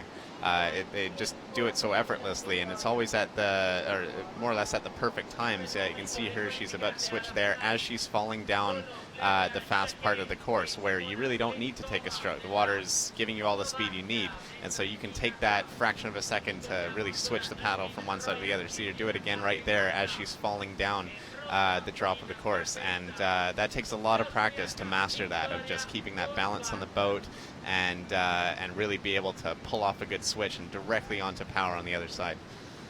Well, she is showing 8 seconds in penalties added to her time, but equally it looks like she's really found a rhythm on the bottom section of the course. She almost struggled a bit in the middle section, lost a bit of time on the stop around gate. Up time, and going into third, or? It is correct, third place for Jasmine Royal. So what we can confirm at the moment provisionally, Claire Jacquet of France, Simona Glejčíková of Slovakia and Great Britain's Jasmine Royal are into this afternoon's final. As we next turn our attention to Victoria Wolfhardt of Austria, and she was third overall in the 2015 World Cup Series, the ICF World Cup Series. It's another 5-race series last year. Very much a contender, and up on the early split. Yeah, also a very competent K1 paddler. She's really shown that she's one of the top in both disciplines, and yeah, she's holding together a beautiful run right now. But she I think just she went just to the missed, wrong side of that gate, but she knows that if she goes back for it, she might be able to get into that top 10. That's such a hard section to try and go back up for, so yeah, and unfortunately I think she's going to take the 50 on that one. Yeah, that spoiled a really good run coming together for Victoria Wolfhardt of Austria, I should say. And yeah, you could just see she's so confident on the white water. She really uses the white water well. But again, another problem there. We saw that with a couple of the men's C1s really struggling in the eddy line of 18. And it's not going to be the day today for Austria's Victoria Wolfhardt. She won't progress through to this afternoon's final. But what that does mean is that Clara Olazabal of Spain provisionally will be into this afternoon's final. So Claire Jacquet of France still leading ahead of Simona Glejčíková of Slovakia and Jasmine Royal of Great Britain in third place. So we are now getting into the sharp end of racing. 6 boats to go in this 20-boat semi-final. That final gets underway with a C1 men's final at 2 o'clock Central European time. So on course now, Monika Jankova of the Czech Republic. She was 8th at the European Championships earlier on this year in Liptovsky Mikuláš, and only 21st at the World Championships last year, and that would have been a big disappointment. She's been around on the circuit for a while and very much a contender. 2.8 seconds down on a part of this race is in the middle and the bottom section. Very nice into gate 12. Yeah, you can see her opting for a paddle switch in gate 12, but she's one of the few C1 women on the circuit that really does actually stay on one side through most of the race run and does more of the cross bowing that is more of the classical C1 style. Yeah, it can require like a lot of muscles to be pulling powerfully on the other side. Yeah, it's interesting to see her take that that technical approach, switching a lot more in the bottom section where the water is so strong. You just really need that added bit of leverage by switching the paddle. But this is a great run. A little low here, but I think she's still in contention for the finals, no problem, if she holds together the last few gates. Well, it'll be interesting to see whether she challenges our race lead. She's 1.36 down at around about gate 16. A little bit of time lost there in the final gate, and but surely she will take a place in the final. Into second place for Monika Jankova of the Czech Republic. Next up on course is first of three British boats on the trot, Kimberly Woods, wearing bib number 4 of Great Britain. She's the European champion in 2015. She was 4th at the World Championships last year. Disappointing European Championships, didn't make it out of the heats, but look at that, 4.6 seconds up on the early section. Has she found the groove, but also has she kept enough in the tank for when the technical demands really kick in? Yeah, she's another very competent K1 paddler as well. She's super powerful. I can see her, like, her body is locked in that upright position that we see with paddlers like Marta Can. Just very good technical paddling, on power all the time. And yeah, just great clean run going so far. Wow, 8.93 seconds the advantage at gate 16. And looking like she's really found her groove. Find your rhythm at the top section. If you can keep it going and work in harmony with the white water, then that's where the quick times come. Kimberly Woods, they're just waiting off on gate 20. One more upstream gate stands between her and the finish line. She goes in a little bit low, but that seems to be the chosen route. We saw in the men's C1, almost some of the athletes going in too tight into 22 and taking the touch. It's been, maybe that's some of the learning coming from the C1 women who've watched them. Now she's just trying to take nice wide lines. Yeah, she knows that was we may see them go a little tighter in the finals, but if you lay together a good run in the middle section, there's no sense in cutting short anything at the bottom. You're going to gain fractions of a second, and it's not worth it risking that touch or that 50. Well, Kimberly Woods from Great Britain leading the way ahead of Claire Jacquet of France and Monika Jankova of the Czech Republic. That's the top three at the moment. We're into the final four, and the next paddler on course, Ailey Gibson for Great Britain. So Ailey Gibson, 5th at the World Championships last year, 4th at this year's European Championships. And very tidy there through gate 9 to 10. Switches, and now approaching the upstream gate 12. A little bit of a cautious line, but it gives her good boat speed on the exit. That will help her to deliver through 13 and 14. But not the best position there to set up for 14. Yeah, the water is so fast there that really I think that's in contention with some of the lines that went a little bit tighter. Unfortunately, yeah, you really need to cross the river completely before gate 13 so that you can get pointed back and use the stopper to your advantage rather than getting stuck on it the way we saw with her. Well, a little bit of a deficit in the middle section on the split time, but keeping it clean so far and still looking confident as she approaches the final 3 or 4 gates on this course. So she's going to be outside of that time set by race leader Kimberly Woods of Great Britain, but 9.69 seconds is race leader's current advantage over second place. Ailey Gibson of Great Britain sprinting for a finish into 3rd place and into the final. That's important for her. So at the moment it is Woods of Great Britain, Jacquet of France, Gibson of Great Britain, Jankova of the Czech Republic, Royal of Great Britain, Glejčíková of Slovakia, and Olazabal of Spain. They are our qualifiers so far. 3 to go. And on course, Mallory Franklin of Great Britain. Already picked up an early 2-second penalty, but very much capable of accommodating that 2-second penalty if she can keep it together on the remaining part of the course. 2-time World Championship silver medalist European Championship bronze medalist earlier on this season. And twice she has won the under-23 European Championship title. So looking very calm and composed at this stage of the course. Yeah, that's absolutely her style. Reach, enormous power, and just works perfectly with the water. You can see that tricky gate 13-14 position. She's getting dropped a little low like her teammate Ivrea. With that, maturely, as she went into 18, she probably saw her compatriot Adam Burgess just get snatched by the eddy line. So she's probably just gave it a little bit more respect and has kept the boat moving. So perhaps lost a little bit of the fluidity that she showed on the top section. But as you say, Ben, almost certainly she will take a place in the final. And that's where the racing really will start to get tight on those second runs. So Mallory Franklin will give you her result into 5th place and into the final. So it's still Kimberly Woods of Great Britain leading ahead of Claire Jacquet of France and Ailey Gibson of Great Britain in 3rd place. 2 to go in the semi-final. They're the fastest 2 competitors from yesterday's heats here at the ICF World Cup 1 in Ivrea in Italy.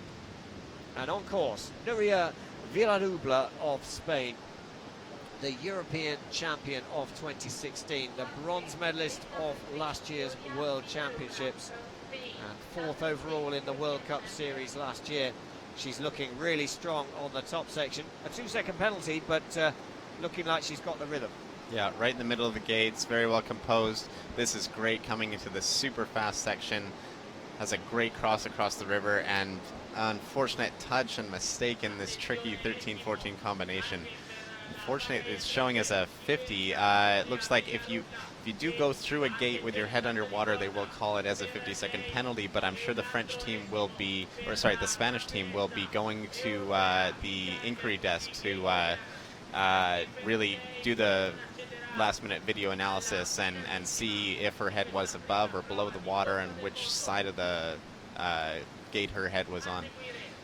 Well, and interesting you talk about that, because the ICF have invested a lot of money in the technology side of just making sure the judging is as fair as it can be. And there's a team of video judges available, able to look at the replays in slow motion, but also on certain upstreams there's additional cameras to help with that judging. So it'll be interesting to see where that's at, but unfortunately a really strong, promising start there for the European champion, Nuria Villarubla. At the moment, puts her in 17th place and out of the final. But what it does mean is Margot Henry of France is through into the final. So our final competitor, well, she should need no introduction really. Multiple world champion. She's the World Cup winner on multiple times and won it last year. Australia's Jessica Fox. She's the one that set the standard that everybody else is chasing, but I think it's fair to say people are getting closer. Yeah, they definitely are. The field is developing for sure, but yeah, you really see from Fox that she's almost in a class of her own. We see a few people in contention with her a little bit, but on a course like this, she really has that technical precision to just have a nice solid run, like letting the water work for her and not make any major mistakes. Well, we'll see her in action. Interesting to see whether, given that C1 Women is not an Olympic category, went categories through the World Cup Series, or whether she will tune in to just the kayak towards the as we get closer to the games. Any thoughts on that, Ben? I imagine she'll still keep racing a bit of C1. It's just always fun to be going out racing. I mean, I don't think there's a whole lot of sense in taking things ridiculously seriously where you're just doing nothing but resting to prepare for one single run. I think it's nice to just keep on getting out there on the water, and if you can win 2 categories, why not? Yeah, I think that's true, and I think when you look at Jess Fox racing, then that's when she's in her element. She just loves racing. So coming in towards the finish, she's actually going to be outside of our current race leader time into third place for Jessica Fox of Australia, but it's job done. She is into the final. So provisionally, the results for the C1 Women's ICF World Cup semi-final here in Ivrea. It's Kimberly Woods of Great Britain will go off last as the fastest in the semi-finals. Claire Jacquet also will go into the final for France. Jessica Fox of Australia will qualify through. Hayley Gibson of Great Britain, Monika Yankova of the Czech Republic, Slovakia, Clara Olazabal of Spain, and Margot Henry of France. Those are our 10 qualifiers. Margot Henry of France will lead off. We go in reverse order, and there we are. The results showing Kimberly Woods, a clear run, 1:12.86. Will she be able to repeat that form on the final? Those finals get underway with the C1 Men at 1400, 2 o'clock this afternoon, Central European time. Make sure you join us. And of course, up next will be the men's kayak semi-finals. So any outstanding performances there? Anything that of note, Ben? Well, I'm just looking at number 11th, the Austria's Nadine Werachning. Like she, had just had a run side of that bubble because some great paddling, and the run didn't quite go her way. But I think she's right on the cusp of having a breakout season and potentially getting onto that podium. I mean, she definitely has the potential. It's just a matter of getting those lines down pat and getting that consistency. Well, we still have another semi-final to go. It's the men's kayak semi-final, I should say, up next. We're here in the heart of Ivrea, the city. You can see it in the background. A great venue here, and very similar in a way to where we'll be next week in La Seu de Real in Spain, right in the heart of the city. You've been here all week, Ben. What's your experience of Ivrea been? Yeah, I really love these towns that are just a little small town based around a kayaking course. It's a really nice change from going to a big city like London, where you kind of get lost in it a little bit, or you're hanging out at the course all the time and don't really get to experience the city as much. But here it's so nice and small, you can walk everywhere and really get to check out the local culture. Is just really, really nice. Yeah, 23,000 people, a population of Ivrea, and sits in the foothills of the Alps, 253 meters above sea level. And the water here, the river Dora Baltea, very much fresh mountain water, ample the local ice creams. The gelato, I believe there's a Torta 900 that is supposed to be legendary here. Have you managed to experience that? We've been twice so far, and probably shouldn't be going too many more times, trying to keep down to race weight for the next 2 World Cups. But certainly had the best gelato I've ever had in my life in this town. So. Well, there you go. Ivrea, Northern Italy, the place to go for ice cream. But final, 40 athletes progressed through in the heats into this semi-final. They race in reverse order of their performance in those heats. So Jacob Vega of Italy will be first off in this semi-final. And 40 athletes, but only 10 spots in the final. And there's a few big names here. Olympic champion and local favourite Daniele Momenti. He'll be out to produce a strong performance in front of his home crowd. We've got Ivrea ITA, who was the Olympic silver medalist, world champion in 2013. And of course Sebastian Schubert, who's been supremely consistent in the World Cup over the last few years. Any other notable names to pick out there, Ben? Yeah, I'm looking for great things out of Vit Prindis today. He's really been paddling super well in this preseason. He's paddling extremely well in Australia in some of the pre-races, and I'm really excited to see what he does today. This athlete as well, brand new onto the circuit, and then he won the first day of Italian Olympic selection. Super smooth paddler. Maybe hasn't got the consistency down pat, but he knows this course well. Super fast, super smooth. A really amazing paddler to watch. Well, we're underway with racing. So 40 athletes, only 10 spots up for grabs in the final. And as Ben was saying earlier, Ben Hayward of Canada alongside myself, Andy Maddock, here in the commentary box, bringing you all the information And as Ben was saying earlier on, it will be very tight racing. Not really any margin for penalties unless you can find some outstanding time in this, the K1 Men semi-finals, if you want to be in this afternoon's final. So on course from Italy, Jacob Vega. As Ben was saying, that Italian Olympic selection, well, that produced some drama. This athlete won the first race. Ultimately, it went down to the European Championships between Giovanni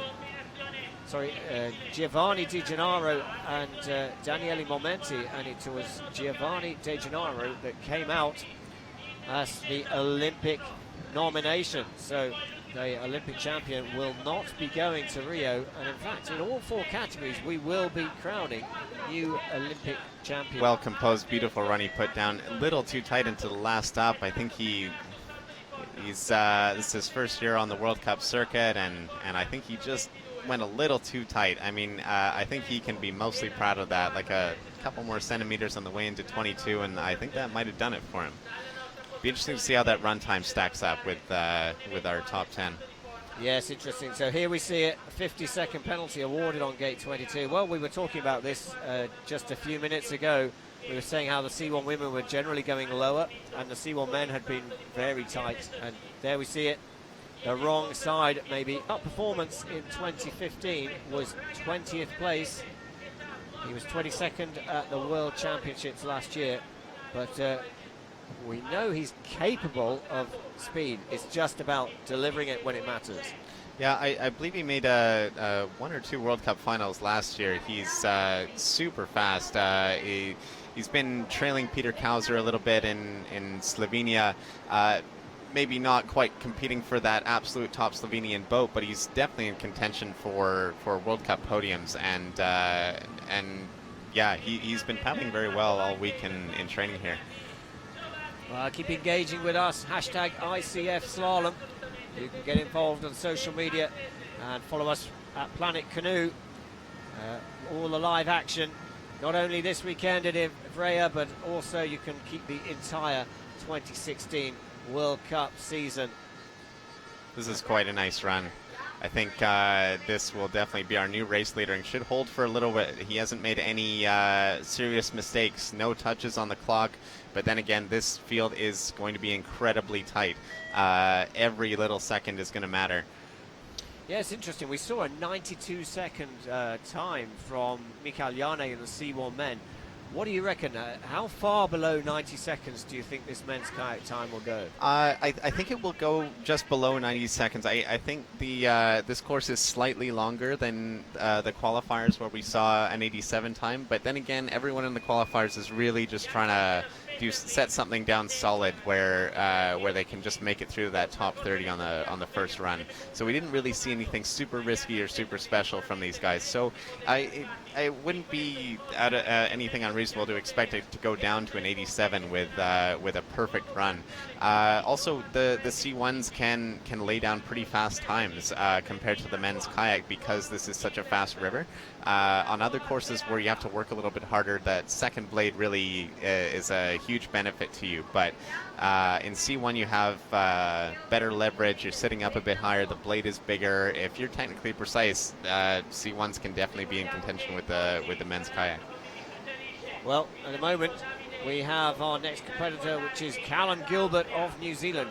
Great to see 2 New Zealand paddlers in the K1 men's semi-final here at the ICF World Cup 1. And an early deficit, 3.5 seconds. Now he's had a great middle section and closed that right down to half a second. So clean run so far, and Callum Gilbert of New Zealand really looks like he's found his groove. Yeah, he's breaking into the World Cup tour really nicely. He actually gave Mike Dawson a pretty good run for his money for the Olympic spot this year, and yeah, it's I think we can see expect great things from him, especially with the U23s coming up in Krakow that he'll be headed off to after this.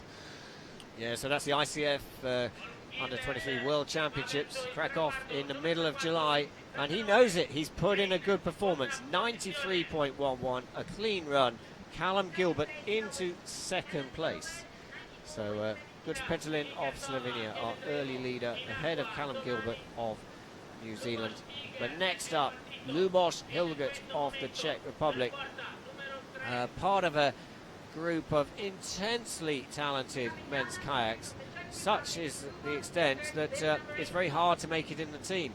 Lubos made it into the team several years ago and made it onto the podium straight away, made his mark. Since then, struggled a little bit to just break through, such is the standard, but this is his opportunity to put a marker down, and he's up on the early split. Yeah, the Czech K1 Men team, just like the French, is one of the most competitive we see in the world.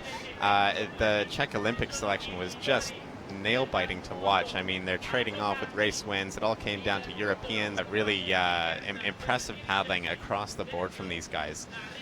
Well, I spoke to Lubos yesterday, and he was very confident. He certainly was a little bit disappointed that he had to qualify through on the second run of the heats. But look, 2.21 seconds was his advantage around there. But that's just gone with a penalty on downstream gate 21. So Lubos Hilgert of the Czech Republic just needs to keep it tidy, keep it focused. Nice line through 23 and 24. The boat just gliding its way to the finish. Yeah, beautiful run time, but that touch is may prove too costly.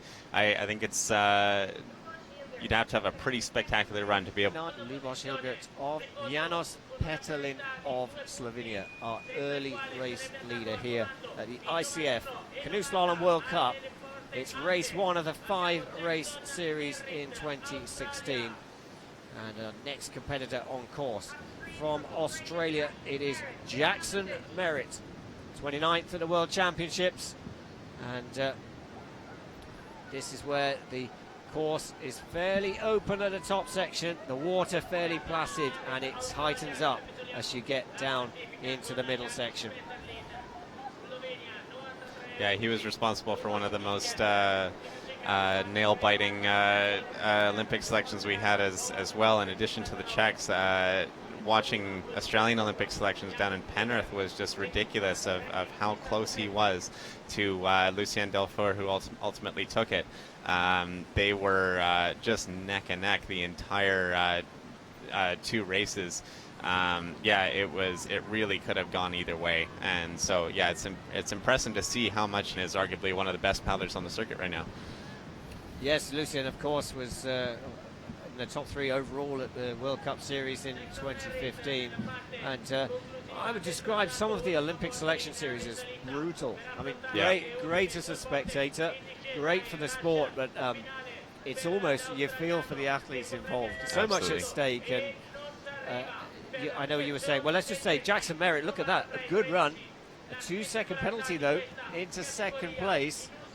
And will that 2-second penalty be the making or breaking of whether he makes it through into the final? Yeah, very similar to Lubos Hilgert. Very strong run, but a costly touch that may be the difference between the finals and just outside. So we were saying about Olympic selection. I mean, you mentioned the gold and silver at the European Championships for the Czech team. 0.01 of a second. That was the difference. That's what determined the Czech Olympic selection in the end. French, the final run of their selection series, Sebastian Combo versus Boris Novem. Brutal, but yeah, great. These athletes are wishing they had a pimple on the front of their nose on a given day. It's really coming down to that. So looking forward to the Rio Olympic Games. Canoe Slalom obviously making its appearance once again. I think it's its 8th appearance in the Olympic Games program, and a real spectacle on the cards. That takes place on I think it's the 7th to the 11th of August. It's certainly day 2 or day 3 of the Olympic Games. The Canoe Slalom starts, and really great facility there, and all set to really showcase the sport of canoe slalom. Here, Etienne Dye of the French team. He set the world alight in 2012. He was the form boat of the World Cup Series, went into the Olympic Games with huge expectations on his shoulders. Unfortunately, it didn't happen for him. He hasn't made it in the team on a consistent basis since, And what can he do with this opportunity? Yeah, it's really not showing that he's gotten any worse. It's really that if you're not on it on that one weekend for French selections, your year's pretty much done. You maybe get a race or two, but yeah, he's not happy with that. Even though he's 2 seconds in the lead, he made a bit of a mistake in the middle, which he's upset about right now. But he knows he's got a lot in him. He knows he can win this World Cup. Well, yeah, we have a new race leader. 90, wait to see, but he's certainly got more in the tank. If he does get through to the final, we can expect a bit of a faster time from Etienne Dye. But on course now, our next paddler, which is Antoine Launay of Portugal. Not known particularly much about this athlete, but clearly the Portuguese this weekend actually hosting the ICF Canoe Sprint World Cup, the final World Cup in the Canoe Sprint Series. And they've been at Duisburg in Germany, then on to Račice in the Czech Republic, and now in Portugal, Montemor for the final World Cup. But his attention very much here at the first World Cup of the canoe slalom season, and looking like he's ducking and weaving. He's certainly keeping it clean, and just as I say that, a 2-second penalty, because that's a good time coming together. Yeah, he's had some great performances in the preseason races this year, like in the Pyrenees Cups. He was very much on form. Like I was saying with Etienne Dye, it's just so competitive in France that Antoine Launay is actually a French national who is who has a connection with Portugal and has now been racing for Portugal for the last year. We see a lot of athletes do that, defecting from France to go race for another country. We've actually got quite a few athletes in this semi-final that have done exactly that. And yeah, it's sometimes the only way to get into the games. I mean, Lucien Delfort. Place, and that touch there on gate 12, the slightest of touches, and interesting there.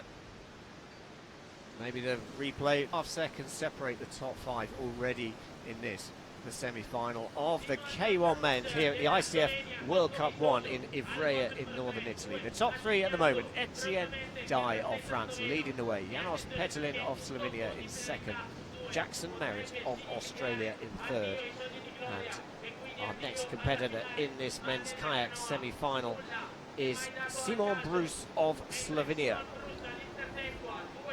Another athlete who's just nipping on the heels of Peter Kauser. He can throw together some amazing races when he's on it.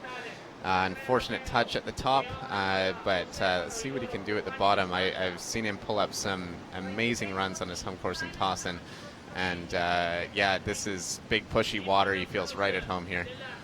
And of course, Towson will host the World Cup final in 2016. The final, the 5th race, and of course, double points race. So Towson in Slovenia, a very famous venue on the canoe slalom circuit, and one you really have to be familiar with to get the most out of it.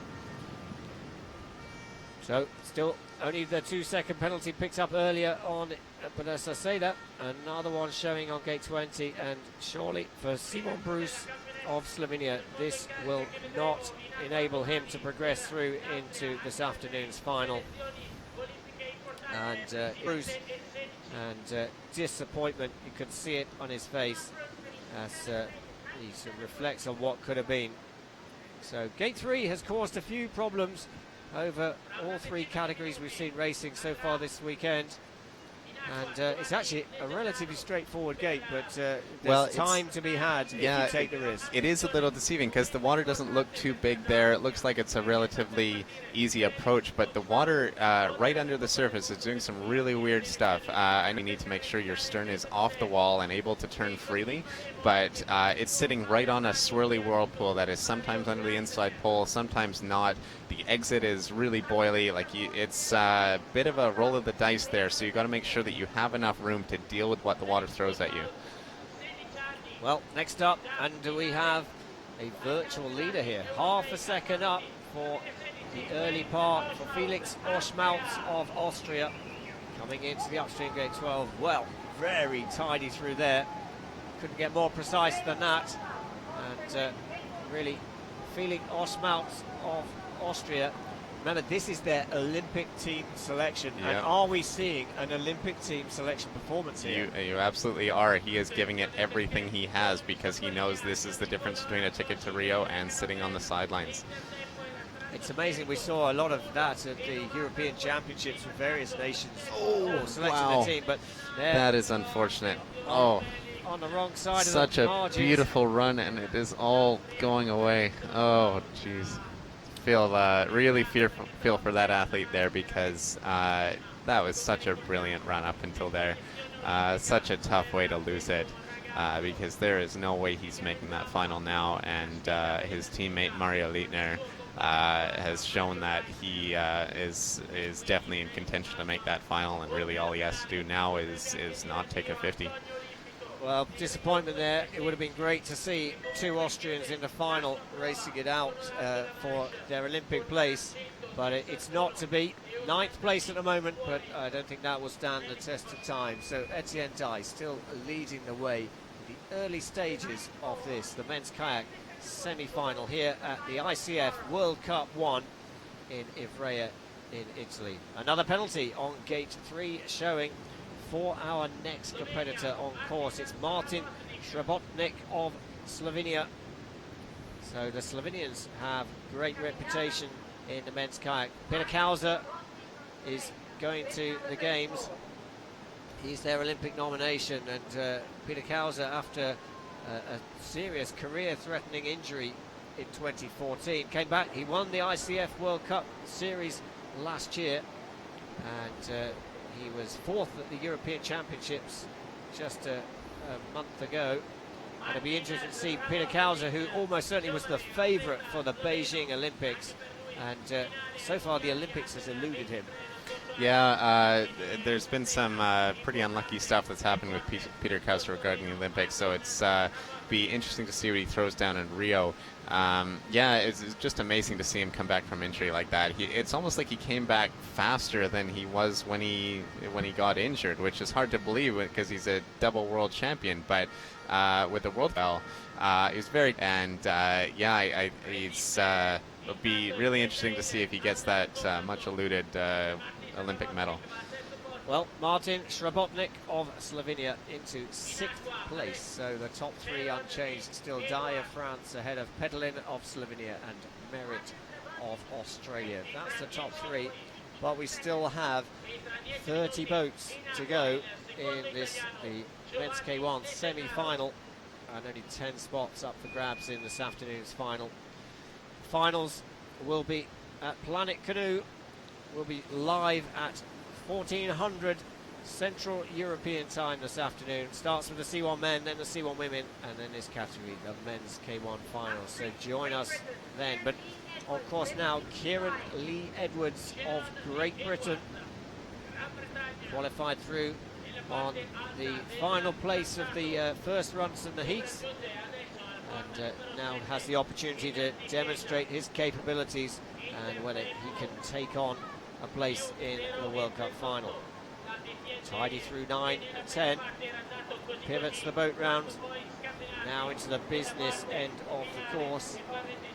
He is at the moment just in touch, 0.38 down on the early split, so certainly putting in a useful start to the run, but we've seen so often, we saw that with Felix Oschmaut of Austria, just the slightest mistake and all the hard work on the early part of the course gets undone.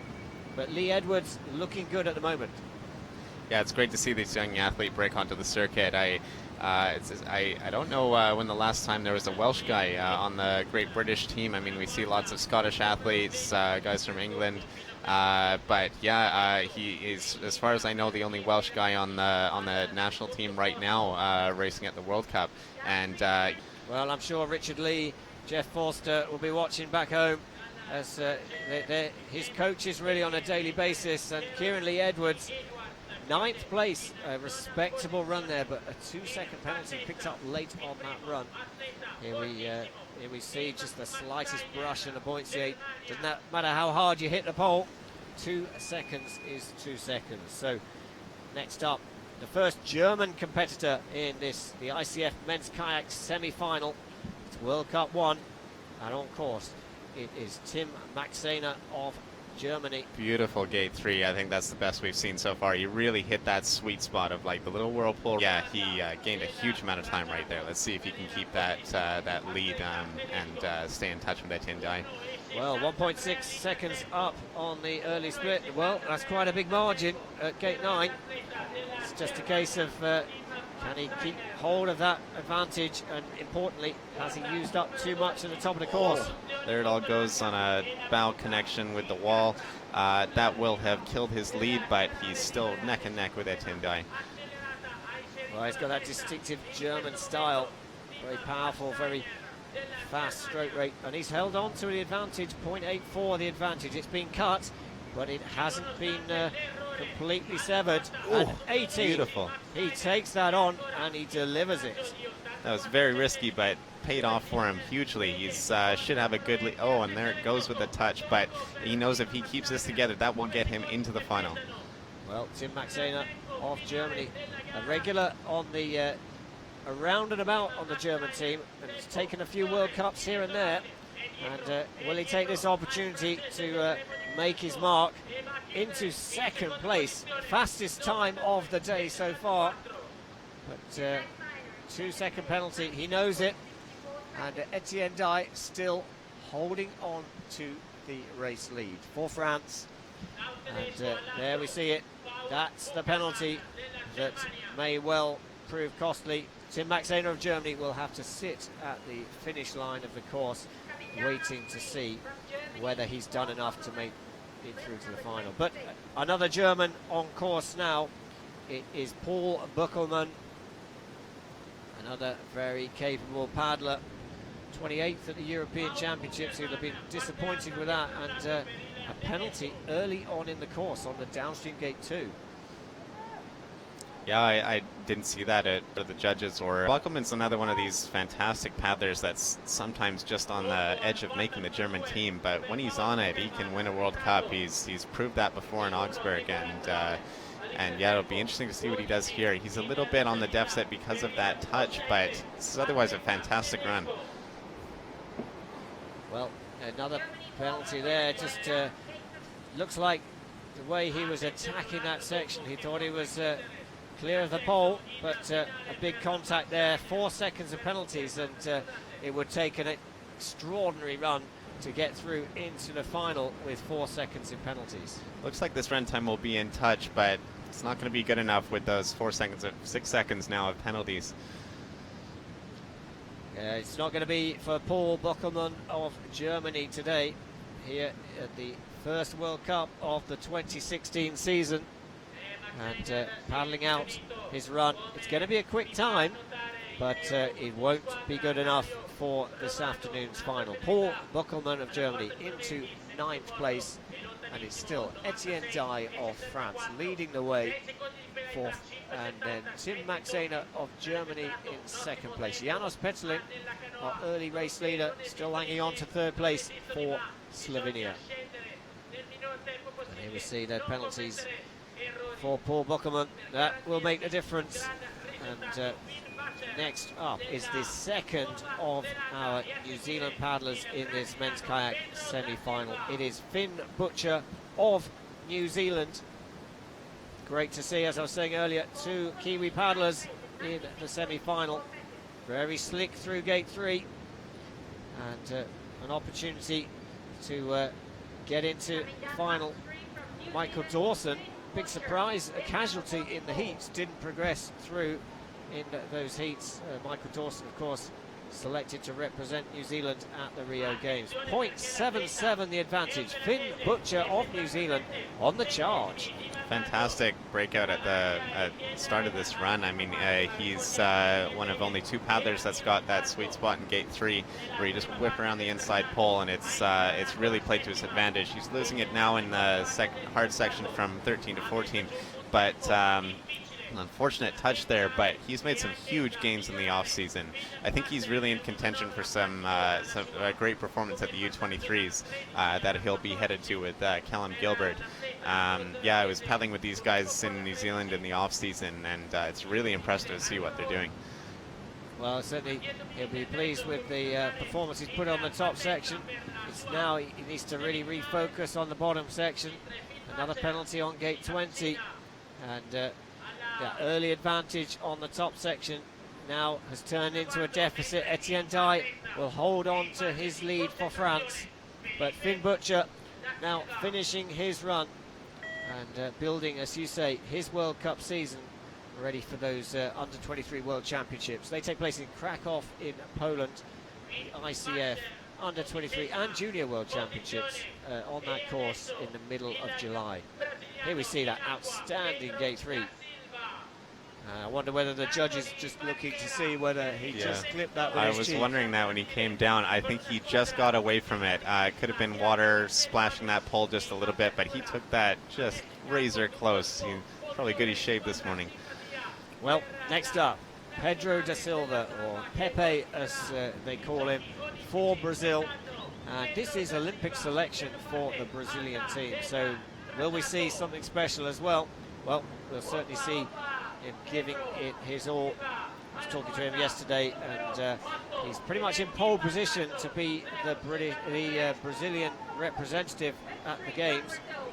But that won't be firmed up until the result from this, the first ICF World Cup of the season. So looking smooth, very precise into gate 12, and Pepe looking good through 12, 13 and 14. Yeah, he was a little late into that section, but he pulled it off nicely. This is a beautiful run going so far. Massive lead. This is the spot where he really needs to calm down, really needs to stay in control. And it looks like a slight touch in 18. We'll see what the judges call if that was water. Yeah, it looks like it's coming up. So there goes his lead. But if he keeps it together, he can get in that final. Well, I was talking to Ettore Avaldi, the Brazilian coach, and you can see he was saying just how talented Pedro is, and it's all about getting him to work with the water. And his time, 91.91 plus 2 seconds of penalties. That gate 18 and into 6th place. There we see it. And I think that was almost caught out by, again, that similar thing. The eddy line whipped his stroke just before it, seemed to be ineffective.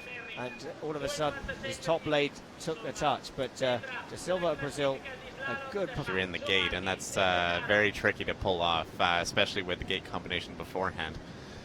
Well, next up, from the United States of America, Richard Powell, 25th at the World Championships last year. And not a big delegation from the US this weekend, but I'm sure we'll see them over the course of the ICF World Cup Series. So a few nations, either Olympic boats still just recovering from a training block in Rio. A few teams, the Russian team, I believe, are training hard in Laseo de Gel and finishing off their selection in Laseo de Gel next weekend at the ICF World Cup 2. So 2-second penalty on the upstream gate 9 for our competitor from the USA, Richard Powell, and that again, these penalties really to get into the final. There's not a lot of option. Yeah, he's trailing a little bit, but I've seen some great things out of him in the past. He's a bronze medalist from Wausau under 23 World Championships, and when he's on it, he can really put together a great run. He's not going to be in the finals today, but I think we can really get him towards some great results. Well, into 12th place. That won't be a place in the final. Anyone who's interested about the boats, there's a grey stripe halfway across his boat. Interesting is that because his boat comes in 2 pieces, helps him travel around the world with it. I'm not sure, but a lot of the boats are now available to be purchased in 2 pieces. They're joined together. Now, from Canada, Ben, do you take advantage of that or not? Not yet, but there's certainly a few athletes that have. Extra weight when you have the 2-piece construction, but if you can afford to have a training boat and a race boat, it makes a lot of sense, especially for Canadian athletes, Australian athletes, and the guys who have to get on flights to keep coming to these European races. Well, we've got another virtual race leader, 0.79 to the good. It's Jure Meglic of Azerbaijan. Well, his best result was 16th in last season's World Cup, but when he was racing for Slovenia, he, I believe, was on the podium on a couple of occasions, certainly on his home water in Tartan. So interesting, he'll be representing Azerbaijan at the Rio 2016 Olympic Games, and can he maintain an advantage? Well, he's extended it. Etienne Dye, the current race leader, is under threat. Yeah, this is a great run going so far. Yeah, just like a few of the athletes from the French team, there's so much depth of field in his home country that he had to leave to go somewhere else just to get that shot at the Olympics.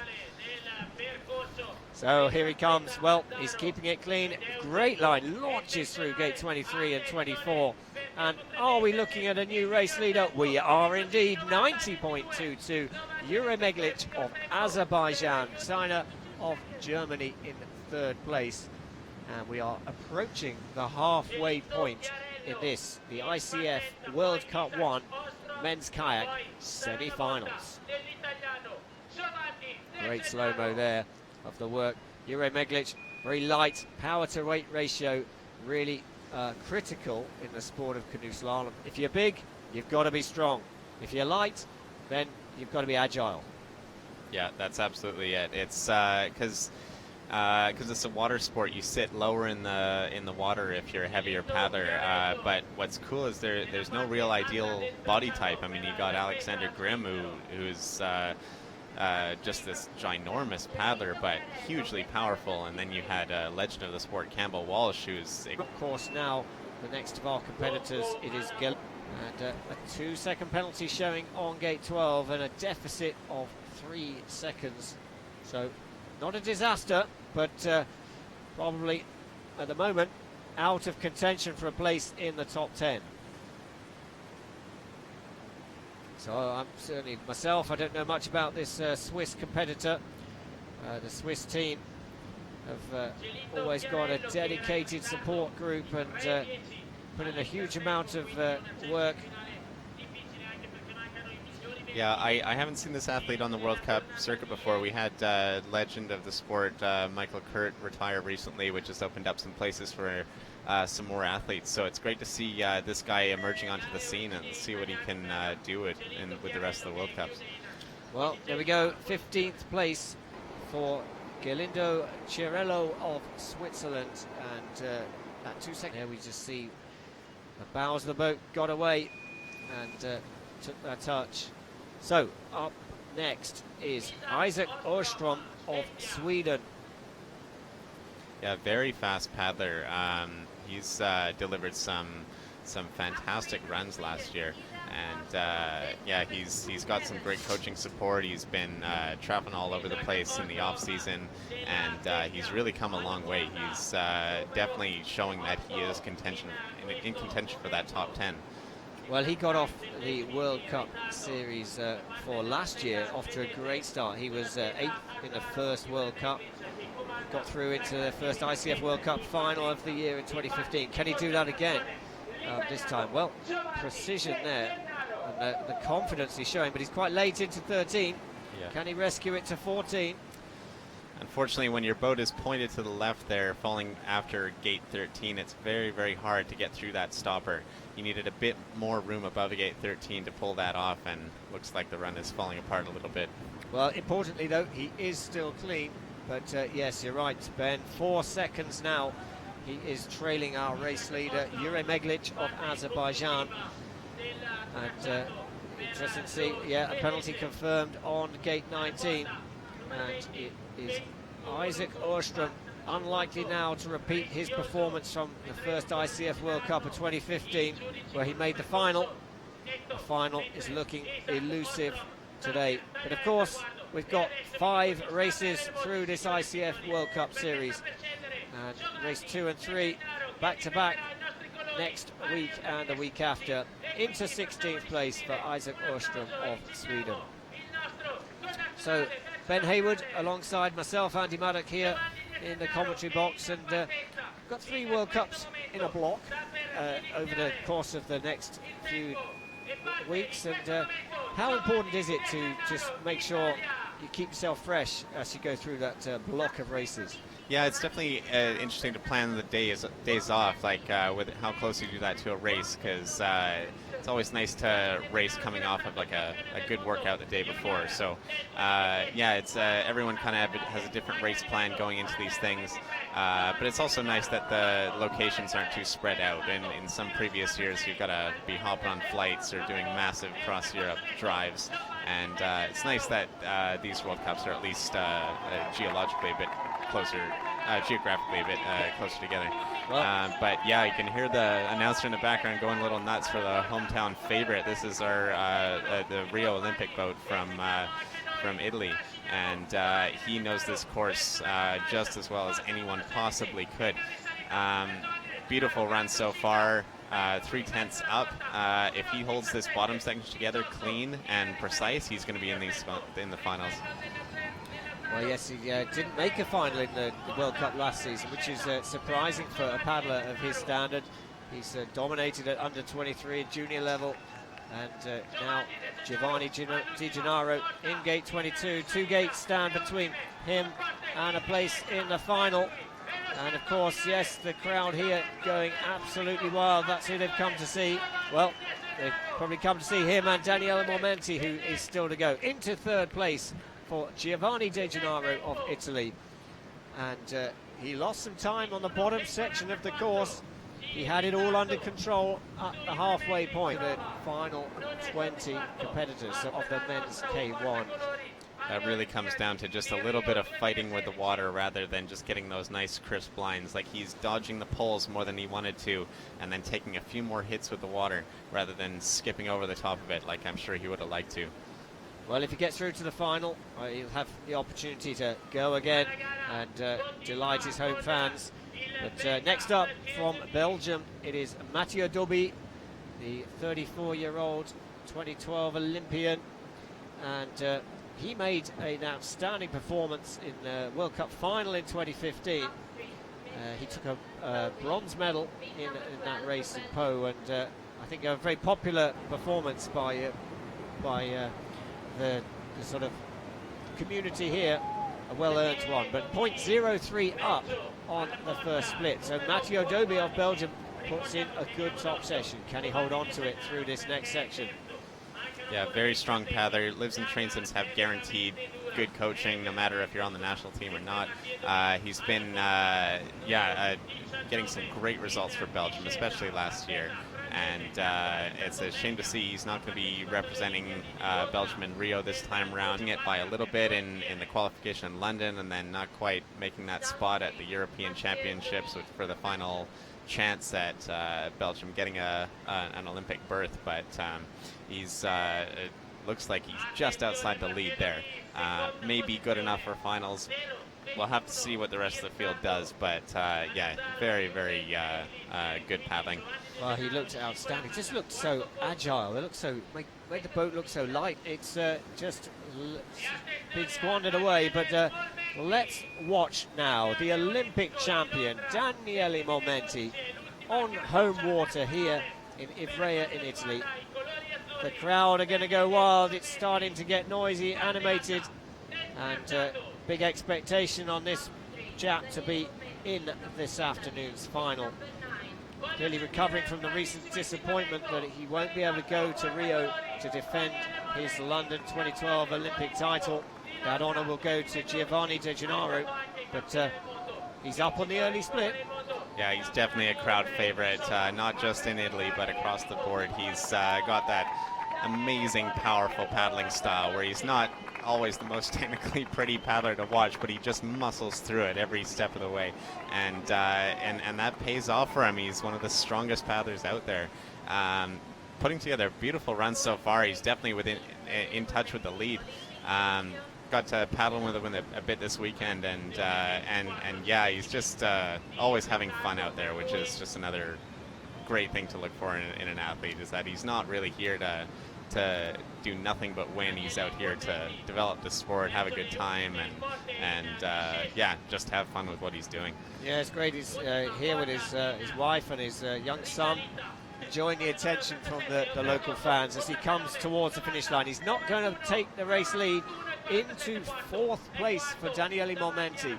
So he goes in ahead of Giovanni De Gennaro of Italy, who's in 5th place, but it is still Jure Meglic of Azerbaijan leading the way ahead of Matteo Dobi of Belgium and Etienne Dye of France. That's the end of racing. We still have 17 boats to go in this, the semi-final of the ICF World Cup 1 here in Ivrea in Italy. And next up, well, very experienced competitor from Australia, Warwick Draper. He's been at multiple World Championships, he's multiple Olympic Games, and Warwick Draper, what ICF World Cup campaign? Yeah, this guy's always paddling a different boat every year. He designs his own boats, and just looking at that neon green cockpit cover, it's almost twice as big as everyone else's. And there's a interesting little design feature that he's added where there's a little carbon piece right behind his seat, and he can adjust that depending on the course of how much volume he wants to have behind him to kick out of the upstreams. Really interesting design feature, and really cool that he's pushing the kind of equipment boundaries of the sport. There's always something interesting and new kind of coming out from his designs. Some of them get picked up by the major manufacturers, and yeah, it's really cool. He's just kind of pushing the boundary of the sport in not only in his athletic ways, but in ways of just changing what the boats look like. Well, 4 seconds penalties are going to be very expensive when it comes to his aspirations to make the ICF World Cup final today.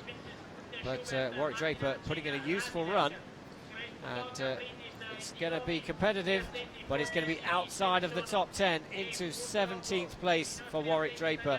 But yeah, great view there at the back of his cockpit, and I presume that helps him to really lean back on some of the moves and get the maximum flexibility in terms of his body position.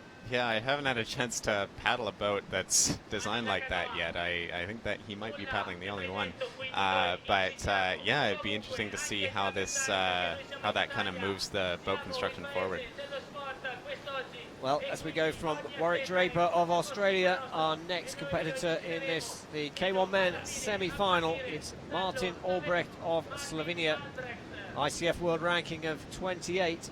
It's 21st of the first ICF World Cup of the season, and an opportunity to really kick-start a 2016 season. So in touch at the halfway split, and that's probably all you have to be. Yeah, he had a beautiful execution of that tricky gate 3 sequence, which is make a break up at the top. 3 gate combination, you just kind of have to make it through the middle time back. But you never know. There is, if you pull out some risks, if you get a nice direct move in 19, there is a bit of time to be made.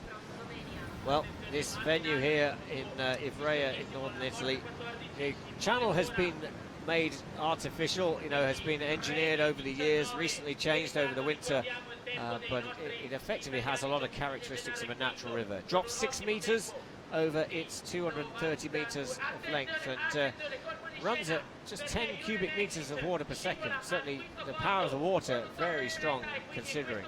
But Martin Albrecht of Slovenia, that 2-second penalty and a bit of time loss, 14th place, and he demonstrates that he's disappointed. He won't progress through to the race final. But as I just look, there's been a change at the top of the leaderboard. Matteo Dobi is leading ahead of Etienne Dye, and Daniele Momenti is in 3rd place. What does that mean? Some penalty has changed there. Yeah, so it looks like Matteo Dobi has got a penalty removed, I believe. Yeah, I didn't memorize what the results were prior to that, but yeah, that's good news for the Italians, who I believe are sitting on the bubble. I don't know exactly what the cutoff is going to be. It may be 90 seconds, maybe 91. Been given a 2-second penalty, so you're right. That does give the advantage bit to the Italians, and Jure Meglic from Azerbaijan, who was a race lead, clearly been awarded a 2-second penalty. But let's look at on course. Our competitor who is on course, it's Matus Husha of Slovakia, And coming through into the upstream gate 16. Well, 2.8 seconds down on the split time. Bit of work to do for the young Slovak paddler. And men's kayak is, considering their domination of some of the other classes, they've never really managed to get that level of consistency in the men's kayak category. Yeah, it's been hard. There's athletes like Martin Halshin and Jakob Gregor that are definitely trying to change that. They're breaking into the area which has arguably been their weak spot. I mean, in 2008, I believe they won 3 out of the 4 possible Olympic gold medals, which is pretty spectacular. And so, I know they've got tremendous resources pouring into their sport. It's kind of like Slovakia's national sport. If it isn't officially, you just get amazing crowds out there. They're on all the billboards. The Hawkshorners are a legend. You've got Martican, Kaliska, Dukatova that are just household names. Well, and they will be in action tomorrow in the semi-finals of the ICF World Cup. So you can follow that at Planet Canoe. Don't forget to engage with us. Social media, hashtag ICF Slalom. And on course now is Pierre Beaulieu of France. Again, the French kayaks hugely dominant. Basically, if you make it through into the French team, then you know you can be a world contender. It's all about whether you can deliver it on the day. Well, there's nearly a second down on the top section for Pierre, but we know that the delivery, the sharp end, happens here from gate 11 onwards. It starts in this tricky technical upstream gate 12. Then you've got to get the cross right, not only deliver 13 but get your bows back for 14 and keep that boat skipping over the water and looking good through there. Yeah, just like Etienne Dye, we saw him out from the French national team for a few years, but huge potential, huge skill level, and huge medal potential from this guy. Nice clean run so far. He's one of those super powerful paddlers that if he's in the middle of the gates, he's hard to beat. Well, coming down now into the final upstream, Pierre Beaulieu of France. 2.8 seconds down at the split though. That's quite a big ask. And it looks like not in touch for this last stretch. Certainly just seems to have slipped away at the bottom. It's extended to 3.99, and there we see in the background Mathieu Doby still holds on to the race lead for Belgium and into 7th place. So the Italians, Daniele Momenti and Giovanni Di Gennaro, holding on to 3rd and 4th place. The home crowd here in Ivrea wanting to see them in action this afternoon, and we'll not have to wait too much longer to find out who is in this afternoon's final. You can follow that live here at Planet Canoe, and that starts at 1400, 2 o'clock Central European time. Don't miss it. That starts with the C1 Men, then the C1 Women, then the K1 Men. So on course now, Dariusz Popiela of Poland, and a quick top section for Dariusz. Dariusz, very strong paddler, has had some strong results, but I guess in the last couple of seasons he was 13th at the Worlds, 13th at the Euros. Unlucky for him. Can he change his fortunes today? Yeah, he's got a really aggressive paddling style that's always a lot of fun to watch. He always takes the lines tight. He's pulling hard and risking everything, but he can always deliver. It's very impressive to see him always on the edge, but he always pulls it off. It's pretty amazing to watch. Well, can he pull it off now? He's half a second to the good at the moment. Perhaps might have slipped a little bit away in that section, but he's certainly challenging our current race leader, Mathieu Doby of Belgium, for a place in the final. Dariusz Popiela, there's a real line on 23 to 24 that if you get it right, it launches you towards the finish. Yeah, and it looks when you've like got we're going to tired see arms, our first sub-90 time. Wow, 2.51. He found some time on the bottom section, 87.92. And Dariusz Popiela of Poland launches himself into the lead and surely into the final. Here we see a slow-mo. He was quick on the top section, consolidated in the middle, and then he found more time at the bottom section. His style is arguably risky. You can see it on his face. He's always giving it everything he's got, but when it comes together, it comes together. It is very difficult to beat. Now, that was a beautiful gate 3 out of Bradley Forbes-Cryans. Well, the BFC, as they call him in the UK, it is Bradley Forbes-Cryans for Great Britain. 18th at the World Championships in his debut season last year. Now on course, like you say, a good move on the upstream gate 3, but a little bit low on 9. Yeah. Particularly given you need to come high out in order to set up this next section. Yeah, it looks like he's lost whatever lead he had right there, and but he's clean, which is good. If he can pull together a brilliant bottom section, get sub 90, then yeah, he's still in this. Well, I'm sure there'll be a lot of people watching him and following his progress here, and certainly 12:13, very tidily done, but 2.5 seconds has slipped away. Let's not forget though, Darius Popiela has a big advantage at the moment at the top of the leaderboard. So Bradley Forbes-Cryans now keeping it clean as he comes through towards gate 20, 21. Final upstream gate to go on this 24 gate course. This is very well composed at the bottom. It'd be interesting to see the time. Might not quite get sub 90, but he's going to be close. Well, he's going to have to open it up there. Just had to duck off 24, and yeah, as you say, that cost him, but into 4th place. So significantly for him, ahead of the Italians. And Bradley Forbes-Cryans, a clean run for Great Britain, and into 4th place, ahead of Daniele Momenti, Giovanni De Gennaro, the home favourites. And we still have, just trying to work it out, we still have about 11 boats to go in this semi-final. So Bradley Forbes-Cryans very much in the mix. But now, Austrian selection. Well, the Olympic team selection was going on. We saw a great attempt from it was from Felix Oschmalz of Austria, who set the pace on the top section but couldn't hold on to it. Well, his compatriot Mario Leitner of Austria is on course now, and this is all about Olympic selection. 3.93 seconds down on the top section. Is he taking it too steadily? Well, the name of the game for Mario is just do not 50. Like, stay in those gates. Do not take a 50-second penalty. That's all it takes for him to get to Rio right now. Well, he certainly looks like he's not taking any risks. It does look like he might have just taken a 2-second penalty. Yes, that's confirmed on gate 14. But yes, a lot at stake, as you say, Ben.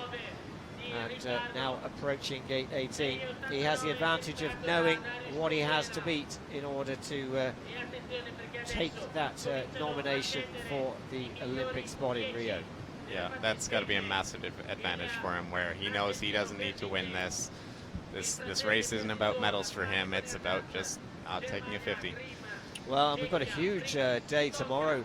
The Austrians, we've got Karina Kundler, double world champion, World Cup winner, going head-to-head with Vio Peters, who's an Olympic medalist, European champion, and they'll be going head-to-head. So make sure you're tuned into those semi-finals tomorrow here at Planet Canoe, and the racing in the K1 Women and the C2 Men will be exciting. But Mario Leitner of Austria goes in at 99.30 total. He won't progress through into the final today, but his focus was elsewhere. It was about securing that Olympic spot for Austria. Well, of course, another former French athlete. It is Thomas Bersinger of Argentina, World Championship finalist in 2013 in Prague, and last year 27th in those World Championships. So coming down towards the upstream gate 9, get an early indication of his pace. 1.44 down, so needing to find the rhythm and up the tempo a little bit as he goes into this technical section. Yeah, he had a 4th place finish at the Deep Creek World Championships in 2014, where we amazingly had 6 French nationals racing in that finals, even though only 3 were on the French national team. But yeah, a brilliant paddler. Trains, get to train with him a lot in Po. Yeah, he's putting together a good run. I'm not sure if this is going to be in touch with the finals. He's made up a little bit of time partway down the course.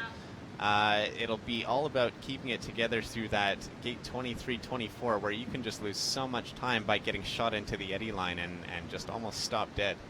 Well, he's certainly challenging our current race leader, 0.36, but it's going to be outside of the race lead time, but a very competitive time. Into third place for Bersinger of Argentina, and we start now to get into the point where we will know who into the final 10 boats in this 40-boat semi-final, and only 10 spots up for grabs in the first World Cup ICF final of the 2016 season. Well, we go from one former French paddler to a current French team paddler, outstanding performer, World Championship medalist. It's Mathieu Biazizzo of France, of course, but already a 2-second penalty picked up on the upstream gate 3. Yeah, he's shown brilliant performances last year. He's designed his own boat. He has a really unique style that he's developed. He can come back from some tough issues. It's cool to sometimes see him make a little mistake at the top and then just put together a brilliant run down the bottom. I think we can expect that he can still make the finals if he lays together a nice run at the bottom. Well, like a move like that, but the pole was moving. We'll have to wait and see if that's a penalty. He certainly took that move 12, 13, 14 and nearly pulled it off, but the bows of the boat looked like they just flicked up onto 14. So still that 4 seconds may be too much for him to come back from. He's 3.7 adrift. Well, Dariusz Popiela of Poland still leading this semi-final. So essentially at this stage in the race, it's Biazizzo against Popiela for the first qualification place in the final, and right, he's eddied out. Yeah. It's game over there for Mathieu Biazizzo of France. Disappointment there, he knows it, into 20th place, but that confirms our current race leader, Dariusz Popiela of Poland, into this afternoon's ICF World Cup final here in Ivrea in Italy. So here we see the first penalty. Hard to see how that was touched, but just been clipped with the top paddle, top blade of the paddle. I can't quite see that in the shot. Be interesting to see if that stays on, but unfortunately the mistakes at the bottom won't really make a difference.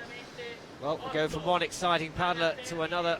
Samuel Hernandez, again, another paddler who used to race for France until 2004, and then he switched across the border, across the Pyrenees to Spain.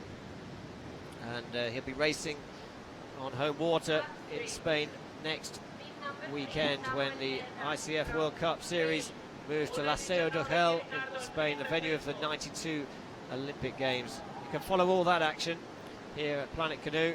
Keep in touch on social media and certainly watch it all live through the course of the weekend. Samuel Hernandez had a very unfortunate World Championships last year, snapped a paddle at the crucial time. I can remember seeing the pain on his face.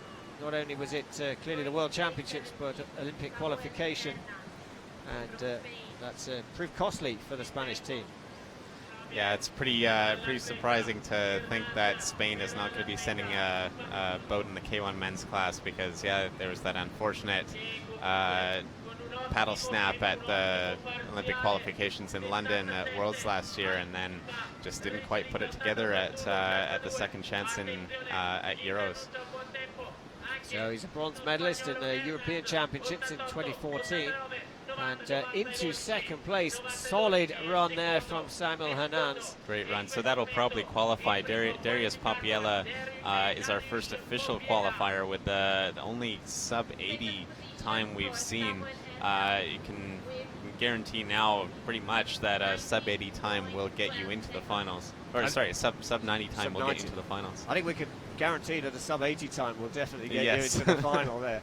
But you're right, Darius Popiela and Samuel Hernandez now into the final. They can get warmed down, they can get their focus on this afternoon's finals. They kick off 2 o'clock this afternoon, Central European time. They'll be live here on the ICF YouTube channel at Planet Canoe. And here we have, from Germany, Alexander Grimm, the Olympic champion of 2008. And hugely strong pad. Taking the longest strokes, but he's just got so much strength behind every one of them. I was just going to say that really, you know, since he won the Olympic title in 2008, he's not been a dominant form, but I think he's coming back into more consistent form over the last couple of years than he's had for a while. Would you agree with me there? Yeah, absolutely. I mean, his style doesn't leave a lot of room for error. He's either on it or off, but you're right. He's kind of coming into it a little bit more in the last year. You know, he was fifth at last year's World Championships. I think he picked up a medal at the European Championships last year. So, you know, he's definitely still very much one of the world greats. But as you say, he's got huge competition within the German team. But also his body mass, it doesn't suit every course. So he comes in 9th place there. So a clean run from Alexander Grimm, but not able to find the real lines, the agility maybe on this course to get himself a place in the final. I don't think that will stand the test of time. But what it does mean is that Matteo Dobi of Belgium is now provisionally into this afternoon's final. Great slow-mo there. So we're getting into the sharp end. Well, here's the one that you wanted to watch. Vit Prindis of the Czech Republic. Ben, you tipped him for greatness, but looks like an early mistake on gate 1. Yeah, that's unfortunate to see. That's just a slightly missed line off the start. I mean, it's if you miss a paddle stroke trying to get into the eddy to go through gate number 1, yeah, you just clip it with your shoulder just like he did. But if his run stays anything like they've been the rest of the preseason, I think that touch won't really matter. He can pull off an 87 if he's on point. Well, and we know that this middle and bottom section is where there is time to be had, but he's clearly took the risky line into 12. He took his bows inside the gate line and has paid the price. Surely not even Vit Prindis, not even a Czech men's kayak can come back from that, but wow, that's good on 16. You can see his run time is still right in touch with it, but those touches are going to be too costly for this final. Well, Vit Prindis stormed onto the scene in 2014, had a great season, and was second overall in the World Cup. Then he missed out on a place in the team in 2015, and stormed back into the team for 2016. Still in the mix for Olympic selection. That was settled at the European Championships. But Vit Prindis, a quick time. Look at that, 89.05. Yeah, without those touches, he would have been right in there, but yeah, that is unfortunate, especially to take it so early on. So outside, it's currently sitting in 12th place, and that gives a place to Thomas Bersinger of Argentina. So Popiela of Poland still leading ahead of Sam. Still to be up for grabs, and they're the fastest 6 competitors from the heats yesterday. Well, here's another Czech men's kayak paddler, and Ondrej Tunka was bronze overall, 3rd overall in the World Cup Series last year, so definitely one to watch today. He won a medal at home in the Prague World Cup. Of course, the ICF World Cup will go to Prague. World Cup 4 will be in Prague just a week or so after the end of the Olympic Games. End of August, we'll be racing in Prague on his home course. But Ondrej Tunka looking tidy on the first part of the course. We'll get an indication as he comes into the upstream gate 16 how he stacks up to our current race leader. Well, 2.17. It's a bit of a margin, but he's certainly well in touch with making into the final. Yeah, he's very well composed at the bottom. He really broke onto the scene in the last couple of years, and he's part of that kind of Czech super group that I was talking about with Lucas Rohan. Trains with Jiří Pristovic, with Katerina Kudyova, and yeah, with these world championships, with a great coach and great training opportunities. Looks like it's slipping away from it a little bit here, but yeah, he's still clean, which is going to be important. Well, it's not going to be under 90 seconds. 6th place, he is not going to go straight in. What it does Right mean on the is bubble, that Etienne Dye of France gets into the final, and Andre Tucker goes into 6th place for the Czech Republic. He'll have to sit and wait and see if that's good enough. He is next in line. So it's going to be a tough wait for a few minutes, but Andre Tucker of the Czech Republic, well, we'll have to wait and see. Next up, Juan Crespo, looking forward to racing on his home venue as part of the 2nd round of the ICF World Cup. Wow, that is how to do gate 3. Yeah, he made contact with the wall, so not like technically perfect, but super fast. I don't think he really lost much time. Well, he was made 2 finals last year in the ICF World Cup Series. He's had a 4th and an 8th place, one of those being on his home course, but what can he do here? 1.3, well, he's cut the line too much on the exit of gate 9. Great recovery. Super, like, brilliant reaction. He just added an extra upstream into the course, so it's obviously going to cost his time a little bit, but that was an amazing recovery. Well, he's gone very direct from 13 to 14. Will he recover for that? He does. Unbelievable. He's right on the edge of blowing out here, but this is amazing to see him hold it together. 4 seconds adrift is very impressive, dealing with, considering the mistakes he's had to overcome. I'm amazed he's still clean, but wow, he's certainly not given up on a place in the final yet, and he's got the opportunity still. He's going to have to do something special at the bottom section. 4.63 seconds. It is a big margin, and at the moment that would put him outside the top 10. Yeah, look, he's coming up to the race leader Darius Popiella's time, and he's still got a few more strokes to go on this run. He's just exhausted. You can see he can barely take a stroke, and that was very impressive paddling from Crespo. Well, 23rd place, but well, a round of applause there for just showing his skills and reactivity. Absolutely. Here it is. Goes out too tight from the upstream gate 9, and well, he minimises the time loss as he goes around the back of gate 10. So that does mean that Andre Tunker of the Czech Republic is into the final. And now it is Vavra Hradilek of the Czech Republic, Olympic silver medalist in 2012, world champion in 2013. Beautiful execution of gate 3 there. Super flat, super in control, nothing crazy. That's one of the fastest we've seen so far. This is a crowd favorite. He's always out there having fun. Watch for a paddle flip that he might do at the end if he has a great run. He likes to do a few things to show off to the crowd, especially in these qualification runs. Well, he's 2.4 seconds down on the early split. That's unusual, but he's very capable of coming back when it matters on this technical section. Well, he's certainly taken the risky line on 12, but then has to sneak out on 13 to 14. Certainly high risk for Hradilek of the Czech Republic, and he has reduced the deficit a bit. It's still over 2 seconds, but if he holds that, then he would be into this afternoon's final, and that's all that matters. Well, 18, he must have found some time there.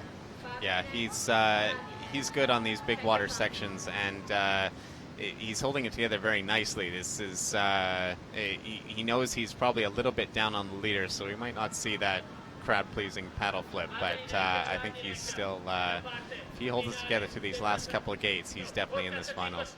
Well, he's got a good line on the finish, having to work a little bit as he gets caught on the eddy line, and wow, lost it on the bottom section. It was really all that gate 23-24. He jumped right into the eddy.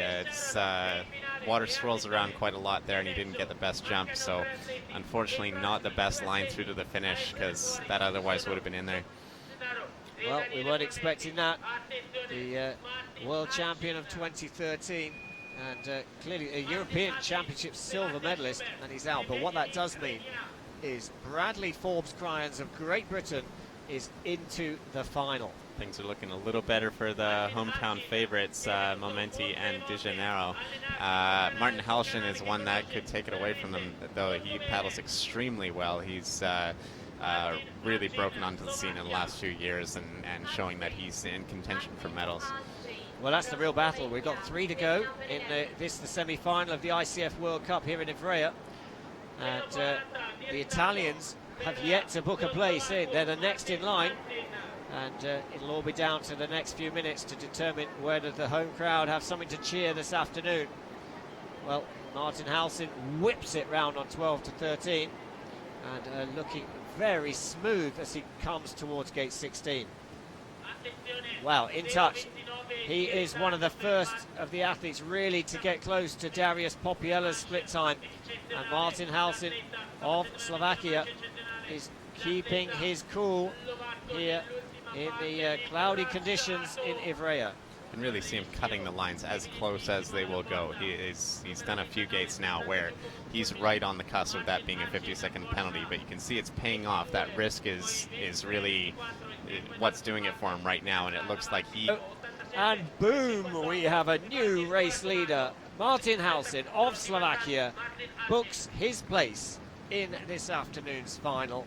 Darius Popiella drops to second, Samuel Hernandez into third place, and it means that Daniele Momenti of Italy has to wait still to see whether he has a place in this afternoon's final. Only 2 boats still to go. They include a World Cup winner and the fastest boat down in the heats yesterday. Sebastian Schubert, World Cup winner and world #1 over the course of his career. Sebastian Schubert, very consistent paddler, and had a good season in 2015 in the World Cup, but from memory had a disastrous World Cup final when the double points were around and dropped him right down the order. Yeah, that was a shame to see. He's such a strong paddler, and seeing him kind of trade off the German lead with Hannes Agner has been really interesting to watch. They train together. They've got similar styles.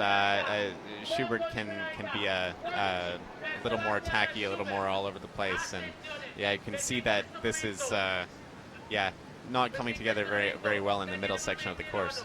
Wow, well, he lost 5.5 seconds. Part of that was a 2-second penalty on gate 12, but then he was very late getting back for gate 14. And Sebastian Schubert is giving it his all. He's cutting the lines through 19 to 20, but that's a huge margin to make up. And Daniele Momenti might be thinking he has a chance here of sneaking back into the final. It's effectively Schubert of Germany against Momenti of Italy for a place in the final, and it goes to Momenti of Italy. The Olympic champion goes in. Sebastian Schubert of Germany goes out, and you can see his disappointment in 15th place there. And the home crowd going very wild because they know they've got their Olympic champion Daniele Momenti in the final here at the ICF World Cup in Ivrea in Italy. So the final boat to go, Benjamin Renier of France, the fastest boat in yesterday's heats, and it's essentially Renier against De Janeiro for the final place in the men's kayak final this afternoon. And it'd be interesting to see. So essentially the time to beat is 91.66. That's the time that Benjamin Renier of France has to beat to make it into the final. So a 2-second penalty on that downstream gate 7. What you call a soft touch, really. Yeah, beautiful composed paddling style that you see from him. It's that must have been a very light touch. I think he's in contention to make it with a touch. I think he's still in control of this. He's good in these technical sections, and Yeah, from watching him paddle in the qualifiers, I think he's very strong on this course, and just that smooth, composed style is what's going to really pay off in this bottom section. Well, 4 seconds of penalties. He really is on his back foot as he comes into the final upstream gate, and surely that's too much now to ask. He knows it, and the Italian crowd go wild. They know that they have 2 Italians in this final here on their home water. It's the final of the ICF World Cup 1, and Benjamin Renier only able to get 32nd place. So that does mean that Giovanni De Gennaro gets thrown a lifeline and is into the final. So that concludes the action here this morning. But of course, we've got lots of live action this afternoon with the finals. But confirmation of the results: Martin Halsin of Slovakia taking the honours, and he will go off last in this afternoon's final. Dariusz Popiela of Poland, second to last. Samuel Hernandez will go off third from last for Spain. Those were the top 3 in the semi-final. And in the final, they will be joined by Matteo Dobi, Thomas Bersinger, Pete Forbes-Cryans of Great Britain, and of course the home favourites Daniele Momenti of Italy, the Olympic champion, and Giovanni Di Gennaro of Italy, the Olympic boat for Italy for the Rio 2016 Olympic Games. Those are the big names. Sebastian Schubert, Alexander Grimm. It's a quality field here in the men's kayak racing, but there are some big names missing out. 40 boats raced it out for just 10 spots in this afternoon's final. You keep engaging hashtag ICF Slalom through social media, and of course you can follow all the action this weekend and in subsequent weekends at Planet Canoe. And we'll be live again with the finals of the C1 Men, the C1 Women and the K1 Men this afternoon in just over 1 hour's time, 1400, 2 o'clock Central European time. And we are in for a treat in terms of those 10 boat finals. So still cloudy here, but yeah, a great shot of the city here. Ivrea, northern Italy, foothills of the Alps, and really a huge opportunity this afternoon for people to put a marker down in the first of the ICF World Cup races in 2016. So we've seen action in the C1 Men. Michal Martikan of Slovakia, the legend, is very much back in form, and he'll be racing it out in this afternoon's final. We've seen Jessica Fox. She's qualified through for Australia, but it was Kimberly Woods of Great Britain who has dominated that semi-final. Can she repeat that performance where she won by over 9 seconds? And then, of course, we've just seen Martin Halsin of Slovakia take the honours in the men's kayak semi-final. He'll go off last in this afternoon's final. We've seen big names go out. Vavra Radilek. We've seen Alexander Grimm, Sebastian Schubert, all out of the competition. But we'll be back at 2 finals here at the ICF World Cup. We're here in Ivrea in northern Italy, and the stage is set for 3 exciting finals. And of course tomorrow we have all the action in the K1 Women and the C2 Men's competition.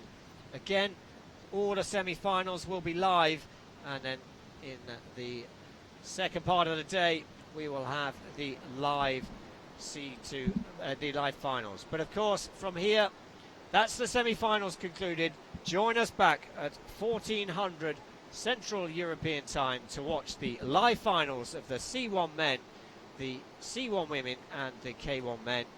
From myself, Andy Maddock, and a big thank you to Ben Hayward. Yeah, thanks a lot for having me.